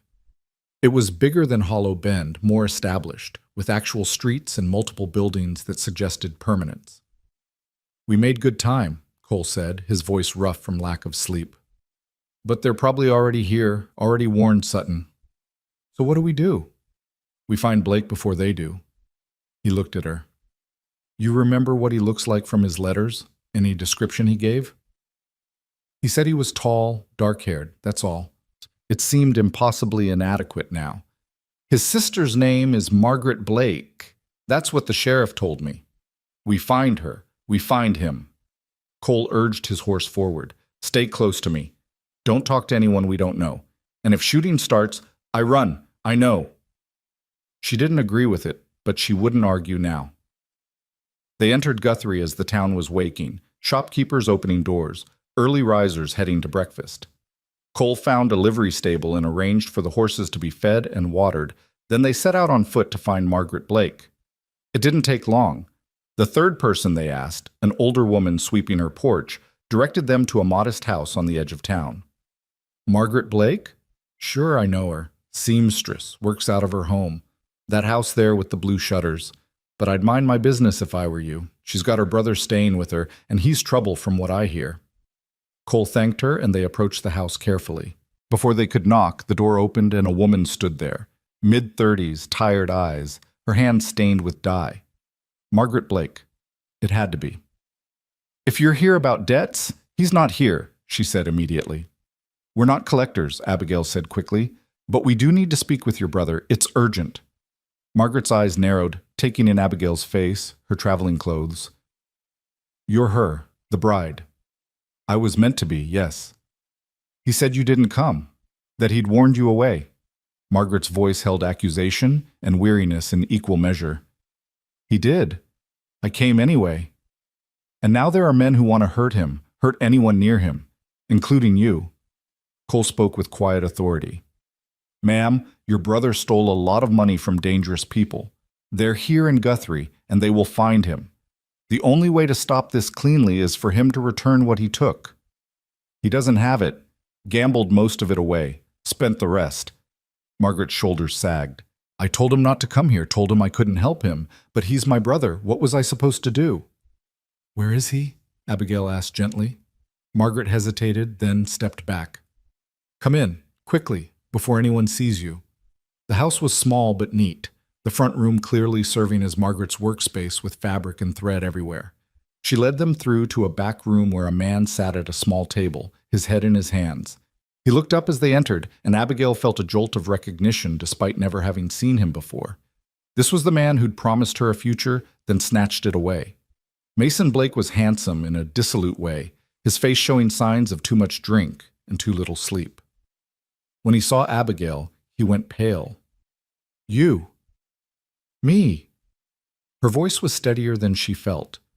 The woman you abandoned on a train platform. The woman whose life you tried to ruin with your schemes. I didn't mean... He stood, swayed slightly. I sent the letter. I told you not to come. After I'd already left everything behind, anger surged through her, hot and righteous. After you'd taken what little I had for train fare. After you'd made me believe I had a future waiting. I thought you'd have money, Mason said, and had the grace to look ashamed. The advertisement was meant to find someone with a dowry, something to help me pay off my debts. When you wrote that you had nothing, you threw me away like garbage. Abigail stepped closer. Do you have any idea what you did? I had nowhere to go. No money, no job, no home to return to. I could have died on that platform. But you didn't. Mason's eyes shifted to Cole. You found yourself a protector. Cole moved fast, had Mason against the wall with his forearm across his throat before Abigail could blink. You don't talk about her. You don't even look at her. Understand? Cole, don't, Margaret said, fear in her voice. Please, he's not worth it. Cole released Mason but didn't step back. You stole $5,000 from Garrett Sutton. He's here in Guthrie, and he's coming for you. Your only chance is to return the money. I told you, I don't have it. Mason's voice rose toward panic. It's gone.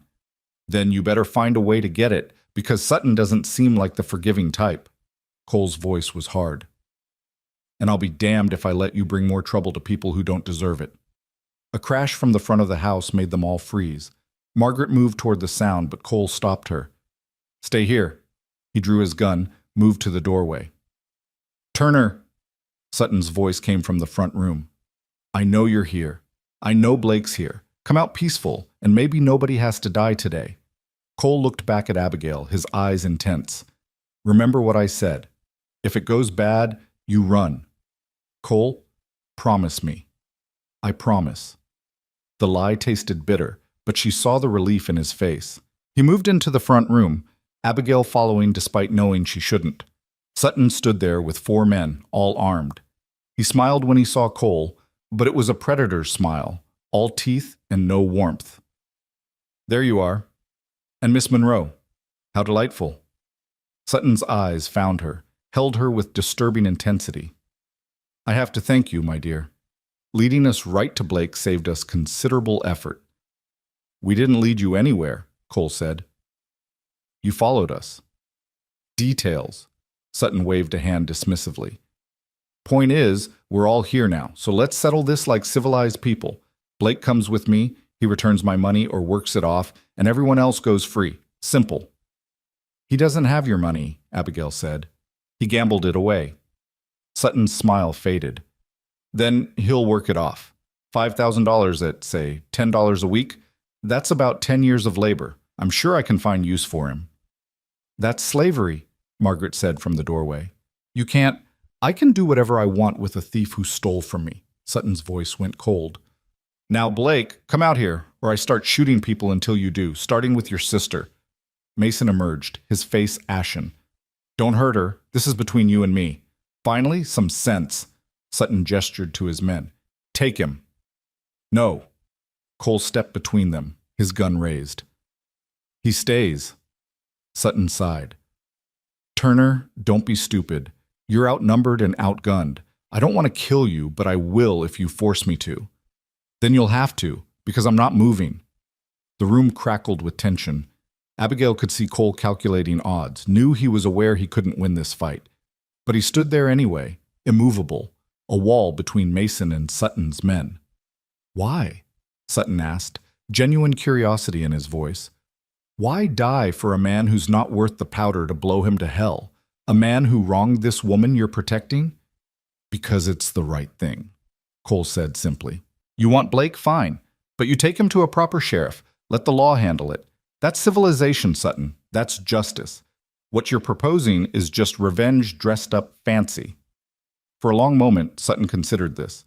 Then he laughed. You know what, Turner? I actually respect that. Stupid, but honorable. His hand moved toward his gun. Unfortunately, honor doesn't pay debts. Everything happened at once. Sutton drew, Cole fired, and Abigail screamed. But Cole's shot went wide.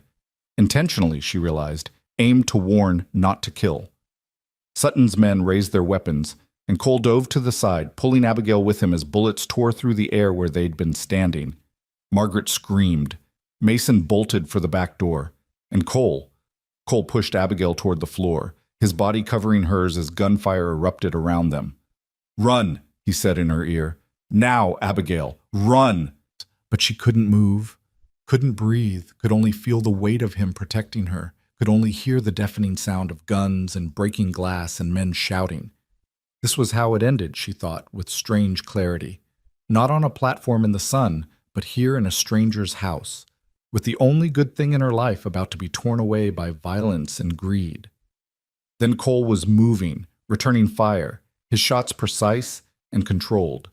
One of Sutton's men went down, clutching his shoulder. Another ducked behind furniture, and Sutton himself was advancing, his face twisted with rage. "Enough!" A new voice, loud and authoritative, cut through the chaos. "Drop your weapons, all of you!" The sheriff stood in the doorway, a shotgun raised, 3 deputies behind him. Everyone froze. "I said drop them!" The sheriff's voice brooked no argument. Slowly, reluctantly, guns lowered. Cole stood, helping Abigail to her feet, his eyes never leaving Sutton. The room was a disaster. Broken furniture, shattered glass, the smell of gunpowder thick in the air. "Someone want to tell me what the hell is going on in my town?" The sheriff looked at each of them in turn. "Garrett Sutton," Cole said, his voice steady despite the adrenaline. "He's here to collect a debt through force. Mason Blake stole from him, yes, but Sutton was planning to take him without legal process." "That true, Sutton?" The sheriff's eyes narrowed. "The man's a thief. I want what's mine." "Then you file a proper complaint, and we handle it legal-like." The sheriff gestured to his deputies. "Disarm these men. We're taking this to my office, sorting it out proper."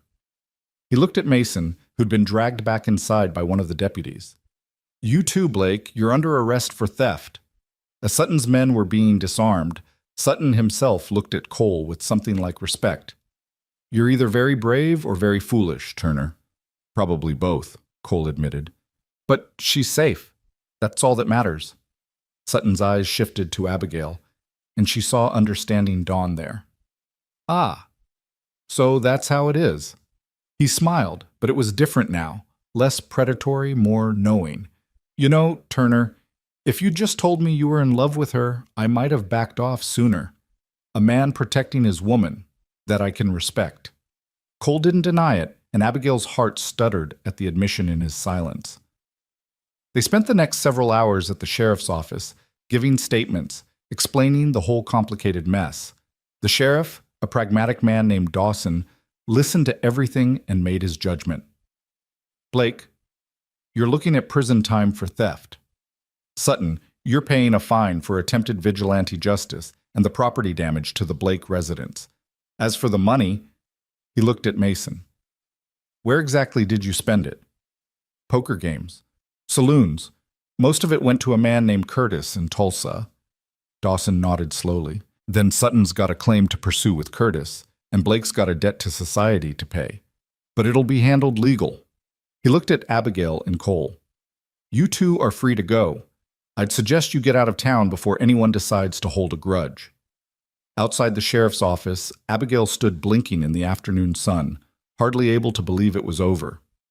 Cole stood beside her, silent, his hand at the small of her back, a touch so natural it seemed he didn't even realize he was doing it. "It's done," she said, almost disbelieving. "It's actually done." "Yeah." Cole's voice was rough. "You're safe now. Sutton's got no reason to bother you anymore. Blake's going to prison. It's finished. Safe. Free." The word should have brought relief, joy even. Instead, Abigail felt a strange hollowness opening in her chest. Because Cole was right. It was finished, which meant she had to figure out what came next. Where she went, who she became, a life without Cole in it, most likely, because why would he want her to stay now? His obligation was fulfilled. He'd protected her, seen her through the danger, done everything his mother had taught him about helping those in need. "What will you do now?" Cole asked, and his voice was carefully neutral, giving nothing away. "I don't know." She looked up at him. This man who'd become everything to her in such a short time. Go back east, maybe. Try to find work. Start over somewhere. Something flickered in his eyes, pain, maybe, or disappointment, but he nodded. That makes sense. Boston's got more opportunities for a woman with your skills. Yes. The word felt like swallowing glass. What about you? Back to the ranch.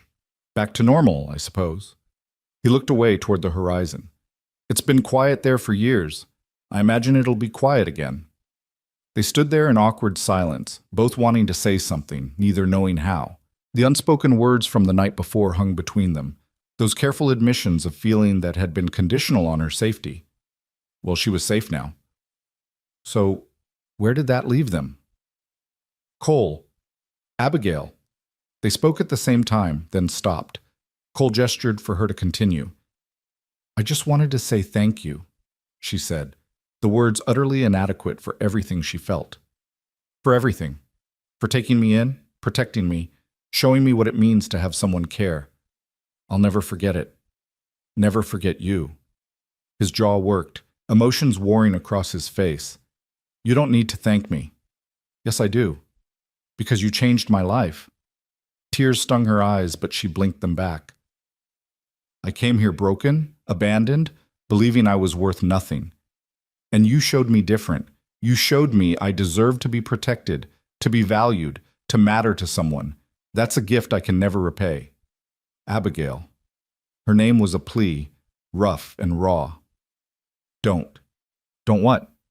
Don't say goodbye like this is easy for you, like you're not... He stopped, shook his head. Never mind. It's not fair of me. Not fair to what? To tell me how you feel? She stepped closer, desperate suddenly. Cole, please, I need to know. What you said before about me mattering to you, did you mean it? Of course I meant it.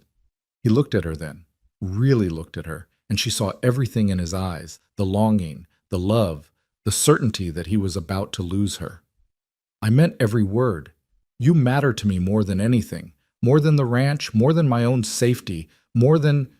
His voice broke. More than I have any right to feel for someone I've known such a short time. Then why are we talking about me leaving?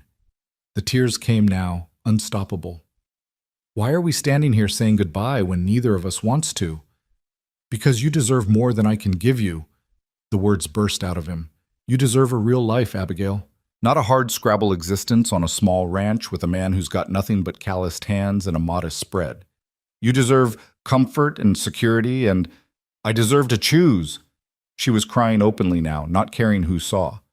I deserve to decide what my life looks like, what I want, who I want it with. And I choose you, Cole Turner. I choose the ranch, and the hard work, and the man with calloused hands who treats me like I'm precious. I choose the life we could build together, if you'll have me. He stared at her, hope and disbelief warring on his face. You mean that? You'd stay? Give up the chance to go back east, to find something better? There is nothing better than you. She touched his face, felt the roughness of stubble, the warmth of his skin. Don't you understand? You're not the consolation prize, Cole. You're the dream I didn't know I was allowed to have. He pulled her into his arms then, held her so tight she could barely breathe, his face buried in her hair. She felt him trembling, felt the fierce emotion radiating from him. I love you, he said, the words muffled but clear. Bah. God help me. I've loved you since you stood on my porch with that rifle, scared but defiant. Since you mended my shirts without being asked. Since you made my house feel like a home again. I love you, and I don't want you to go. I want you to stay. He pulled back to look at her. I want to marry you, Abigail. Not because you need protection or because you have nowhere else to go, but because I can't imagine my life without you in it anymore. Joy burst through her chest, bright and overwhelming. Yes, she said through her tears. Yes, I'll marry you. Yes to all of it. He kissed her then, right there on the street in broad daylight with half of Guthrie watching. Kissed her like she was air and he'd been drowning, like she was light and he'd been lost in darkness. Kissed her with all the pent-up emotion of the past days, all the fear and relief and love and desperate hope. When they finally broke apart, both breathing hard, Cole rested his forehead against hers. I don't have much to offer you, he said quietly. The ranch is small, the work is hard, and there'll be struggles. But I promise you this. You'll never doubt that you're loved. You'll never doubt that you matter, and you'll never, ever be abandoned again. That's all I've ever wanted, she whispered. A place to belong. Someone to belong to. You gave me that the moment you said I was coming home with you. Home. The word resonated through her. Not a building, not a place on a map, but wherever Cole was, wherever they built their life together. That was home. They made their way to the telegraph office, Cole sending word to Tom Harris that they'd be back in a few days and to keep watching the ranch. Then they found a modest hotel, separate rooms, Cole insisted, even though they were engaged now, because propriety still mattered, and collapsed into much-needed rest. That evening, over dinner in the hotel's small restaurant, they talked about the future, about the ranch, about what Abigail could do with her sewing skills to bring in extra income, about the life they'd build together. I was thinking, Cole said, pushing food around his plate, maybe we should stop in Hollow Bend on the way back. Get married there, proper-like. Unless you want something bigger, more, no. Abigail reached across the table, took his hand. Hollow Bend is perfect, where it all started, where you found me, where he'd saved her, where she'd been given a second chance at life, at love, at everything she'd thought was lost forever. They were married 3 days later in Hollow Bend's small church, with Tom Harris and his wife as witnesses and half the town in attendance. News of their story had spread, and people loved a romance with a happy ending. Abigail wore her best dress, the one she'd brought from Boston, thinking she'd wear it for a man who'd abandoned her. Instead, she wore it for a man who'd chosen her, who'd fought for her, who loved her not despite her brokenness, but with full knowledge of it. Cole wore his Sunday best, which wasn't much fancier than his work clothes, but he looked at her like she was wearing silk and diamonds. When the minister asked if he took this woman, his "I do" rang out strong and certain, a promise that echoed in the rafters. And when it was her turn, when she said those same words, she meant them with everything she was. This was her choice, her future, her life finally beginning. They rode back to the ranch as husband and wife, the sunset painting the prairie in shades of gold and pink. Everything looked different now, not just beautiful, but meaningful, because it was theirs. Their land, their home, their future stretching out before them like the endless grass. As they crested the final rise and the ranch came into view, Cole pulled his horse to a stop. Abigail did the same, looking at him questioningly. "What is it?" He smiled, that rare, full smile that transformed his face. "Just wanted to remember this moment, bringing my wife home for the first time." Wife. The word sent warmth flooding through her. "Our home," she corrected gently. "Our home," he agreed. "Our life. Everything we build from here. It's ours together." They rode down to the ranch hand in hand, the horses walking close enough that their legs brushed. Tom Harris emerged from the barn, grinning when he saw them. "About time you two got back. I was starting to think you'd run off to California or something." Then he saw their joined hands, the way they looked at each other, and his grin widened. "Well now, guess congratulations are in order?" "They are," Cole confirmed. "Tom Harris, meet my wife, Abigail Turner." Abigail Turner, her new name, her new identity. Not the abandoned orphan, not the desperate mail-order bride, but a woman who'd chosen her own path, who'd fought for her own happiness, who'd found love in the most unexpected place. That night, in the house that was now truly hers, Abigail stood at the window looking out at the stars. She heard Cole come up behind her, felt his arms wrap around her waist, his chin resting on her shoulder. "Having second thoughts?" he asked, a hint of teasing in his voice, but real vulnerability underneath. "Not even close." She turned in his arms, looking up at him. "I was just thinking about that letter, the one from Mason telling me not to come. I've spent days cursing that letter, hating it for what it did to me. But now?" She shook her head in wonder. "Now I think maybe it was the best thing that ever happened to me." "How do you figure?" "Because it brought me here. To you. If he hadn't sent it, if I'd arrived and married him like I planned, I'd be miserable right now. Living a lie with a criminal, never knowing what real love felt like." She touched his face, memorizing every line, every feature. I thought that letter destroyed my future, but really, it gave me one. Cole kissed her softly, a kiss full of promise and new beginnings. Then I guess I owe Mason Blake a thank you, even if the bastard doesn't deserve it. She laughed, the sound free and genuine. Don't you dare. They stood there together, wrapped in each other and the quiet of the prairie night. Outside, the wind whispered through the grass, carrying with it the smell of sage and earth and home. And inside, two hearts that had been broken and lost had found each other, had chosen each other, had built something beautiful from the wreckage of failed dreams. This was how love happened sometimes, not in the careful plans and arranged meetings, not in advertisements and letters written by strangers, but in the unexpected kindness of a man who couldn't walk away from someone in need, in the courage of a woman who refused to stay broken, in the choice to fight for something worth having, even when it scared you. Abigail had come to Hollow Bend expecting one kind of future and found another entirely. She'd been abandoned by a man who saw her as worthless, only to be claimed by a man who saw her as priceless. She'd thought she was coming to Oklahoma to fulfill someone else's dream, but instead she'd discovered her own. And that dream was standing here with his arms around her, promising her tomorrow and every day after, promising her a home and a partnership and a love that would weather whatever storms came their way.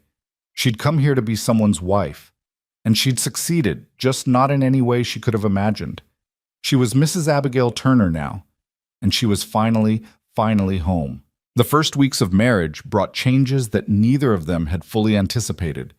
The house that had been Cole's solitary domain for 5 years transformed into something alive with shared rhythms, morning coffee made together, meals prepared side by side, evenings spent in conversation rather than silence. Abigail found herself learning the particular language of ranch life, the way weather dictated everything, how the cattle had their own patterns and personalities, how the land itself seemed to breathe with the seasons. She established a small sewing corner by the window in the main room where the light was best and began taking in work from neighboring ranches and the few families scattered across the territory. Word spread quickly that Cole Turner's new wife had magic in her fingers when it came to mending and alterations. The extra income was modest but steady, and more than that, it gave Abigail a sense of contributing, of building their future together with her own skills. But peace, they were learning, was a fragile thing in this territory. It was a Tuesday morning, nearly 6 weeks after their wedding, when the rider came. Abigail was in the garden, coaxing late-season vegetables from the stubborn earth, when she heard hoofbeats approaching fast. She straightened, shading her eyes against the sun, and felt her heart sink when she recognized Tom Harris's youngest son, barely 16, riding like the devil himself was chasing him. Cole emerged from the barn at the same moment, his face already shifting into that alert wariness she'd come to recognize as his response to trouble. "Billy? What's wrong?" The boy pulled up hard, his horse lathered and breathing heavy. "Mr. Turner, Pa sent me. There's riders coming. A lot of them. 20, maybe more. They're burning homesteads as they go, running folks off their claims. Pa says they'll be here by nightfall, maybe sooner." Abigail felt ice slide down her spine. "Who are they?" "Cattlemen from up north, Pa thinks. Big outfit that doesn't like settlers claiming open range." Billy's eyes were wide with fear. "They already hit the Brennans, burned their wagons, scattered their livestock. Mrs. Brennan and the kids are at our place now, but Pa says it's not safe to stay. Says everyone needs to either run or make a stand." Cole's expression had gone hard as granite. "How many families are left between here and the Harris place?" "Maybe 6, 7. Most are packing up, heading to town, but some are talking about fighting." Billy looked at Cole with the desperate hope of youth seeking guidance from someone stronger. "What should we do, Mr. Turner?" Abigail watched her husband's face, saw him calculating, weighing options. She knew what he was thinking, the same thing she was. They could run, pack what they could carry, and flee to Hollow Bend or beyond. Wait for the danger to pass. It would be the safe choice, the smart choice. But this was their home, their life, everything they'd fought for. "You tell your pa I'm coming," Cole said finally. "Tell him to gather anyone willing to make a stand at his place. It's the most defensible position. We'll fort up there, protect what's ours." "Cole," Abigail started, but he was already moving. "Billy, ride on. We'll be right behind you." As the boy galloped off, Cole turned to Abigail, his eyes intense. I need you to pack essentials, food, ammunition, medical supplies if we have them. Enough for a few days. We're really going to fight them? Her voice was steadier than she felt. We're going to defend our neighbors, our home, our right to be here. He gripped her shoulders. I won't force you into this. If you want to go to town, wait this out somewhere safe. We've had this conversation before, she cut him off. I'm not leaving you. I'm not hiding while you face danger. We're in this together, remember? Something fierce and proud flashed in his eyes. Together, he agreed, always together. They worked with practiced efficiency, loading the wagon with supplies, securing the house as best they could. Cole gathered his rifles, checked his ammunition, his face set in those hard lines she'd seen in Guthrie. But this was different, she realized. This wasn't about protecting her specifically. This was about protecting a way of life, about standing up to those who thought might made right. As they prepared to leave, Abigail found herself pausing at the threshold of their home, looking back at the space that had become so precious to her in such a short time. The table where they ate breakfast, the chair where Cole read in the evenings, the bedroom where they'd built a life together, all of it at risk now, threatened by men who saw this land as theirs simply because they'd been here first, because they had the guns and numbers to enforce their will. We'll come back to it, Cole said quietly beside her. I promise you that. She wanted to believe him, but as they rode toward the Harris Ranch, passing abandoned homesteads and seeing smoke on the horizon from fires already set, she wondered if promises meant anything against this kind of violence. The Harris place was organized chaos when they arrived. Perhaps 15 people had gathered, mostly men, but a few women too, including Sarah Brennan, her face set in determined lines despite the fear in her eyes. Tom Harris was coordinating defenses, positioning people at windows and behind barriers. Turner, thank God. Harris gripped Cole's hand. We're outgunned and outnumbered, but maybe we can hold them off long enough to make them think twice about tangling with us again. What exactly do they want? Cole asked, helping unload supplies from the wagon. Our land, simple as that. It was Sarah who answered, her voice bitter. There's a consortium of big cattlemen up north. They've been buying up range, pushing out small operators. Now they're moving on settlers, anyone who's claimed land they think should be open for their herds. They don't care about legal claims or territorial law. They've got the guns, so they make the rules. Not anymore, a voice said from the doorway. Everyone turned to see the sheriff from Guthrie, Dawson, flanked by 3 deputies. Territorial Marshal's office got wind of what's happening. We've been tracking these raiders for 2 weeks. Hope flickered in Abigail's chest. You're here to stop them? We're here to try. Dawson's face was grim. But they've got numbers, we don't. Best we can do is be here when they arrive, make it clear this isn't lawless territory anymore. Sometimes that's enough to make men think twice. Sometimes it's not. The waiting was the worst part. They spent the afternoon fortifying the Harris home, piling furniture against windows, preparing positions, checking weapons over and over. The women worked in the kitchen, preparing food that might sustain them through a siege. Children were sent to the cellar with one of Harris's daughters to watch over them, their frightened faces a reminder of what they were fighting to protect. Abigail found herself standing watch at an upper window, a rifle in her hands that she'd learned to use in the weeks since Guthrie. Cole had taught her, patient and thorough, until she could hit a target more often than not. She'd never imagined actually having to shoot at a person, though. The thought made her stomach turn. Cole came up behind her, his hand gentle on her shoulder. You don't have to be here. You could go to the cellar with the children. And leave you up here alone? She turned to face him. No, we stand together, remember? He pulled her close, and she felt the tension in his body, the coiled readiness for violence. If it comes to shooting, aim for the horses first if you can. Easier target, and it stops them without killing. But Abigail, his voice dropped lower. If it's you or them, you don't hesitate. You understand? She nodded against his chest, not trusting her voice.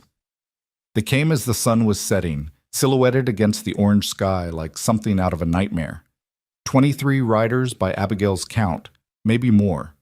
They approached slowly, deliberately, making no attempt to hide their numbers or intentions. At their head rode a man who carried himself like a general surveying a battlefield he'd already won.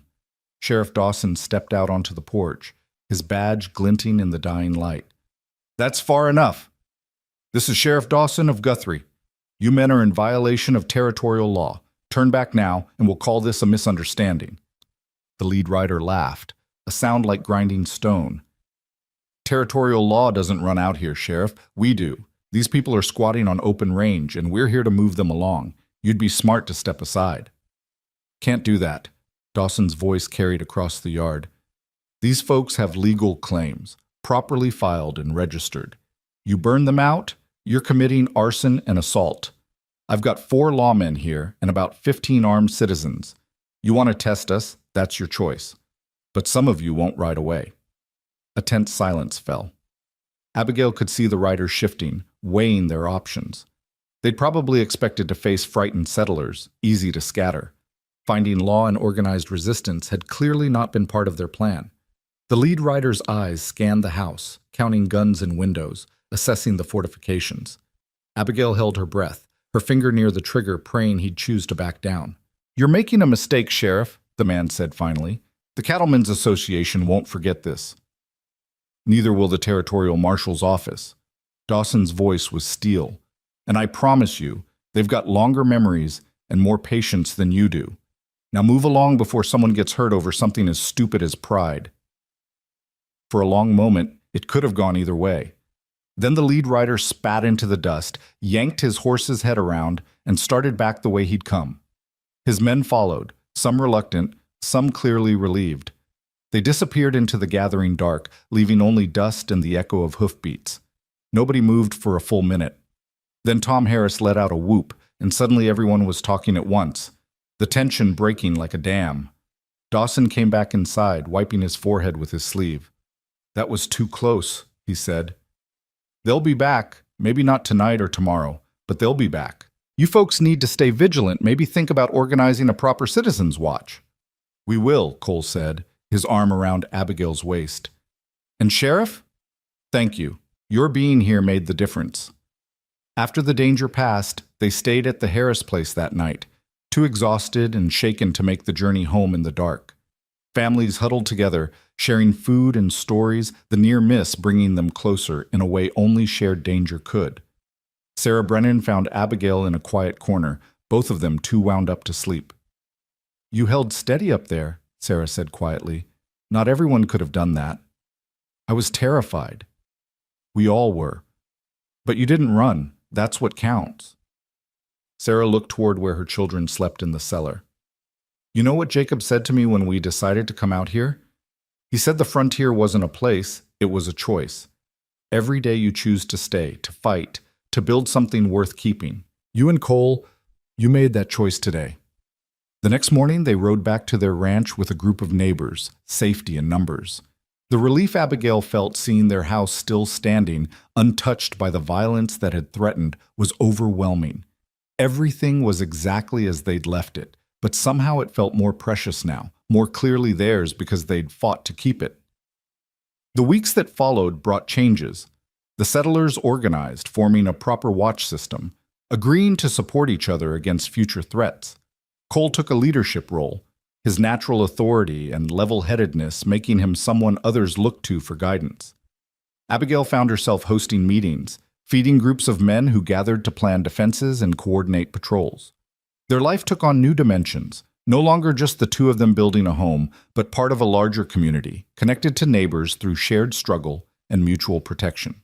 It was exhausting and sometimes frightening, but it was also deeply satisfying. They were building something bigger than themselves, creating a place where people could make lives and raise families without fear. It was nearly 3 months after their wedding when Abigail realized she'd missed her monthly courses. At first, she dismissed it. The stress of the raid, the changes in her life, any number of things could cause such disruption. But when another week passed and she woke feeling nauseated, when certain smells suddenly became unbearable, she knew. She was pregnant. The knowledge filled her with a complex mixture of joy and fear, a child, their child, growing inside her. The future made tangible in a way she'd never imagined. But also, a child born into this hard land, this dangerous territory where raiders could come at any moment, where survival was never guaranteed. She told Cole that evening as they sat on the porch watching the sunset, a ritual they'd developed, their quiet time together before the day fully ended. She took his hand, placed it on her still flat stomach, and said simply, "We're going to have a baby." He went completely still, his eyes searching her face as if trying to determine if he'd heard correctly. "A baby? You're sure?" "As sure as I can be without a doctor, but yes, I'm sure." Joy broke across his face like sunrise, pure and radiant. He pulled her into his arms, held her like she was made of glass. "A baby," he repeated, wonder in his voice. "Our baby." She felt tears on her cheeks, happy ones this time. "Are you pleased?" "Pleased?" He laughed, the sound choked with emotion. "Abigail, I don't even have words. This is—" He pulled back to look at her, his hands framing her face. "This is everything. You're everything. And now we're going to have a child, a family. I never thought I'd have this. Never thought I'd be this happy." They sat there together as the sun painted the sky in impossible colors, talking about the future in concrete terms now. Names they might choose, how they'd convert the small storage room into a nursery, whether they should try to get a doctor out from Guthrie when the time came. Making plans, building dreams, creating the life they both wanted. But reality intruded 2 days later when Tom Harris arrived with news that made Cole's face go hard. The Cattlemen's Association filed a claim with the territorial government. They're saying all this land is rightfully theirs, that our claims are invalid. They've got lawyers, money, influence. They're fighting us legal now, instead of with guns. "Can they do that?" Abigail asked, her hand instinctively going to her stomach. "They can try," Cole said, "but we filed our claims proper, followed every regulation. We've got law on our side." "Law doesn't always win against money," Harris said grimly. "I've seen it before. They'll drag it through courts, tie it up in paperwork, make it so expensive to fight that folks give up and leave." "Then we don't give up," Cole said with quiet determination. "We pool our resources, hire a lawyer of our own. We fight them in court the same way we face them down with guns, together." Over the next weeks, the community organized in new ways. They took up a collection, everyone contributing what they could afford, and some giving more than they should have been able to spare. They hired a lawyer from Guthrie, a young man named Patterson, who believed in territorial law and the rights of settlers. He began the long process of defending their claims, filing countersuits, building a case. Abigail threw herself into helping however she could. She organized fundraisers, sewed items to sell in town, used her growing skill with letters and documents to help Patterson prepare his filings. She was sick most mornings now, the baby making its presence known, but she worked through it with stubborn determination. Cole watched her with a mixture of pride and concern. One evening, after she'd spent the entire day helping Patterson organize land claims, he pulled her aside. "You need to rest more. The baby needs a home to be born into," she said firmly. "I'm not going to sit idle while our future is decided by lawyers and cattlemen. This child deserves to inherit a world where right matters more than might, where hard work and legal claims mean something." He couldn't argue with that, so instead he made sure she ate properly, that she got sleep when her body demanded it, that she never lifted anything heavier than a pen. His protectiveness had intensified with the knowledge of her pregnancy, but it was a gentler thing now, expressed in small acts of care rather than trying to shield her from the world. The legal battle dragged on through winter. Snow came to the prairie, transforming the landscape into something both beautiful and brutal. They celebrated Christmas with their neighbors, a modest affair but rich with community and hope. Abigail was showing now, her condition obvious, and the women surrounded her with advice and hand-me-down baby clothes, the kind of practical support that meant more than any fancy gift. It was in early February when Patterson arrived with news. The Cattlemen's Association's claim had been rejected. The territorial judge had ruled in favor of the settlers, declaring their claims legal and binding. It wasn't a complete victory. The cattlemen could appeal, could try again through different channels, but it was a significant win, proof that law could triumph over intimidation. The celebration that night at the Harris place was jubilant. Music, dancing, food shared freely. Abigail, now 6 months pregnant and moving carefully, found herself pulled into the revelry. Cole kept a protective hand on her back, But even he couldn't stop smiling, the tension of months finally easing. Sarah Brennan raised a glass. To the future? To building something worth keeping, to all of us who chose to stay and fight. To the future, everyone echoed, and Abigail felt the baby kick as if in agreement, a flutter of movement that made her gasp and laugh. Cole felt it too, his hand on her stomach. Strong one, he said, wonder in his voice.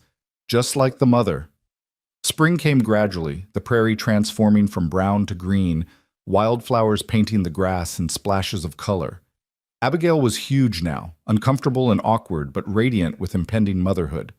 She'd finished preparing the nursery, had stocked it with everything they might need. The community had rallied around them, and hardly a day went by without someone stopping by with a gift or offer of help. She was sitting on the porch one afternoon, resting her swollen ankles, when she saw the rider approaching. Her heart jumped.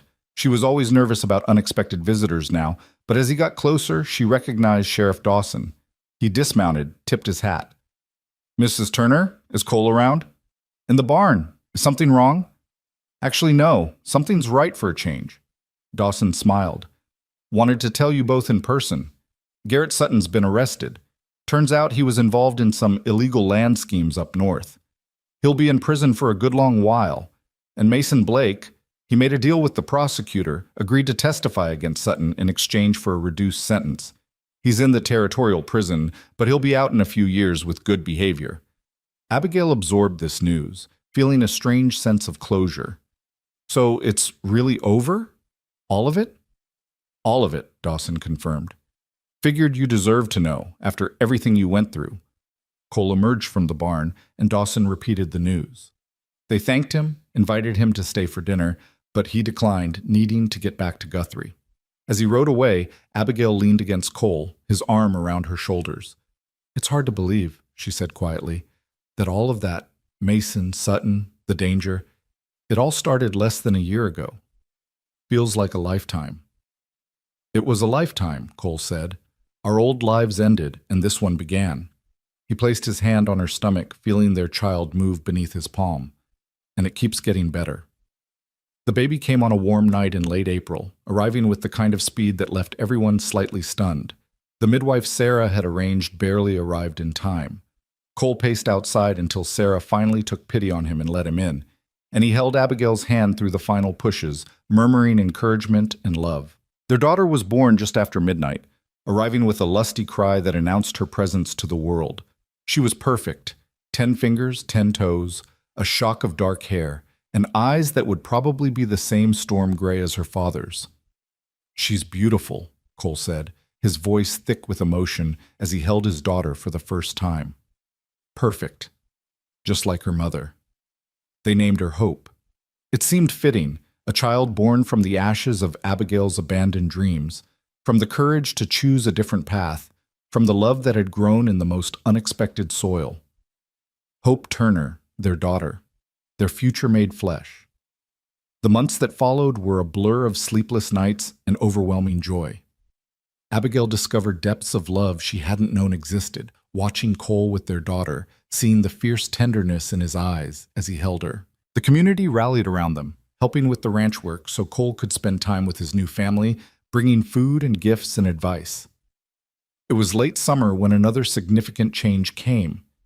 The territorial government, perhaps influenced by the settlers' legal victory and growing political pressure, announced new protections for homesteaders. The Cattlemen's Association was officially barred from challenging legitimate claims. Their land, their home, their future, all of it was secure now, protected by law and precedent. Cole and Abigail stood on their porch one evening, watching the sunset paint the prairie gold. Hope was asleep in her cradle inside, and for the first time in what felt like forever, there were no threats on the horizon, no dangers lurking, no fights to fight. "Do you ever think about it?" Abigail asked quietly. "That day on the platform? How different everything could have been." Cole pulled her closer. "Every day. I think about how close I came to riding past that station, how easily I could have minded my own business and left you there." "Why didn't you?" "Because you looked like you needed help, and I was raised to be the kind of man who gives it." He kissed the top of her head. "Best decision I ever made, stopping that day. Changed my whole life. Changed both our lives." She turned to face him, this man who'd saved her in more ways than one, who'd shown her what love and partnership really meant. I came here expecting to marry a stranger, to build a life based on necessity and desperation. Instead, I found you, found home, found everything I didn't know I was searching for. We found each other, Cole corrected. And we built this together, the home, the life, the family, all of it together. Inside, Hope began to fuss, and they both smiled, that particular expression of new parents who still marveled at every sound their child made. As they went inside together, Abigail felt a profound sense of gratitude wash over her, for the letter that had devastated her, for the platform where she'd stood abandoned, for Cole's voice cutting through her despair with 7 simple words that had changed everything. She'd come to Oklahoma Territory broken and alone, believing she had nothing left to lose. But she'd been wrong. She'd had everything to gain: a husband who loved her, a daughter who was their greatest joy, a home they'd fought to keep, a community they'd helped build, a future that stretched out bright and full of promise. The woman who'd stood on that platform clutching a crumpled letter would barely recognize the woman she'd become. Stronger, braver, more certain of her own worth and capabilities. A wife, a mother, a fighter, a builder of futures. All of it earned, all of it chosen, all of it hers. As night fell over the prairie, the Turner family settled into their evening routine. Cole rocked Hope while Abigail prepared for bed, the simple domestic scene a testament to how far they'd come. Outside, the land stretched endlessly under a canopy of stars, the same stars that had witnessed an abandoned woman and a kind-hearted cowboy finding each other in the midst of heartbreak and uncertainty. "Cole," Abigail said softly as he placed Hope in her cradle, "do you remember what you said to me that first day? He left you here? Then you're coming home with me." "I remember. You gave me a home when I had none. You gave me love when I thought I was unworthy of it. You gave me a future when mine had been destroyed." She took his hand, held it tight. "But more than that, you gave me the chance to become who I was meant to be. Not someone's obligation or burden, but a partner, an equal, someone who matters." Cole pulled her close, and she rested her head against his chest, listening to the steady beat of his heart. "You always mattered, Abigail. From the first moment I saw you, you mattered, and you always will." They stood there in the quiet of their home, their daughter sleeping peacefully nearby, the life they'd built together surrounding them like a fortress made of love and determination. Outside, the prairie wind sang its eternal song, carrying with it the promise of tomorrow and all the tomorrows after that. This was what redemption looked like, Abigail thought. Not grand gestures or dramatic transformations, but the quiet accumulation of days well lived, of choices made with courage, of love given and received freely. This was what it meant to be home. Not a place on a map, but the feeling of belonging so completely to someone and something that you couldn't imagine being anywhere else. She'd been left on a platform under a dying sun, holding a letter that meant nothing, but a cowboy had spoken words that changed her life forever. And in choosing to trust him, in choosing to stay, in choosing to fight for the life they could build together, she'd found more than she'd ever dared to dream. She'd found herself. She'd found love. She'd found home. And that, she knew with absolute certainty, was worth every moment of fear, every tear shed, every battle fought. This life, this love, this family, it was everything. It was enough. It was more than enough. It was perfect. As they climbed into bed that night, Cole pulled her close one more time. "I love you, Abigail Turner." "I love you too," she whispered back. "Thank you for bringing me home. Thank you for saying yes, for staying, for building this life with me."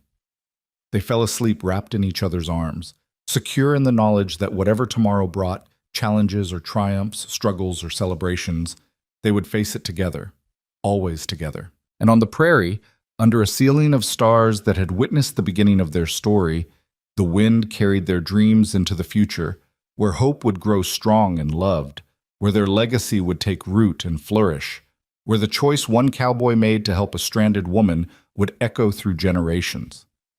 Because sometimes the most powerful thing in the world is simple kindness offered at the right moment.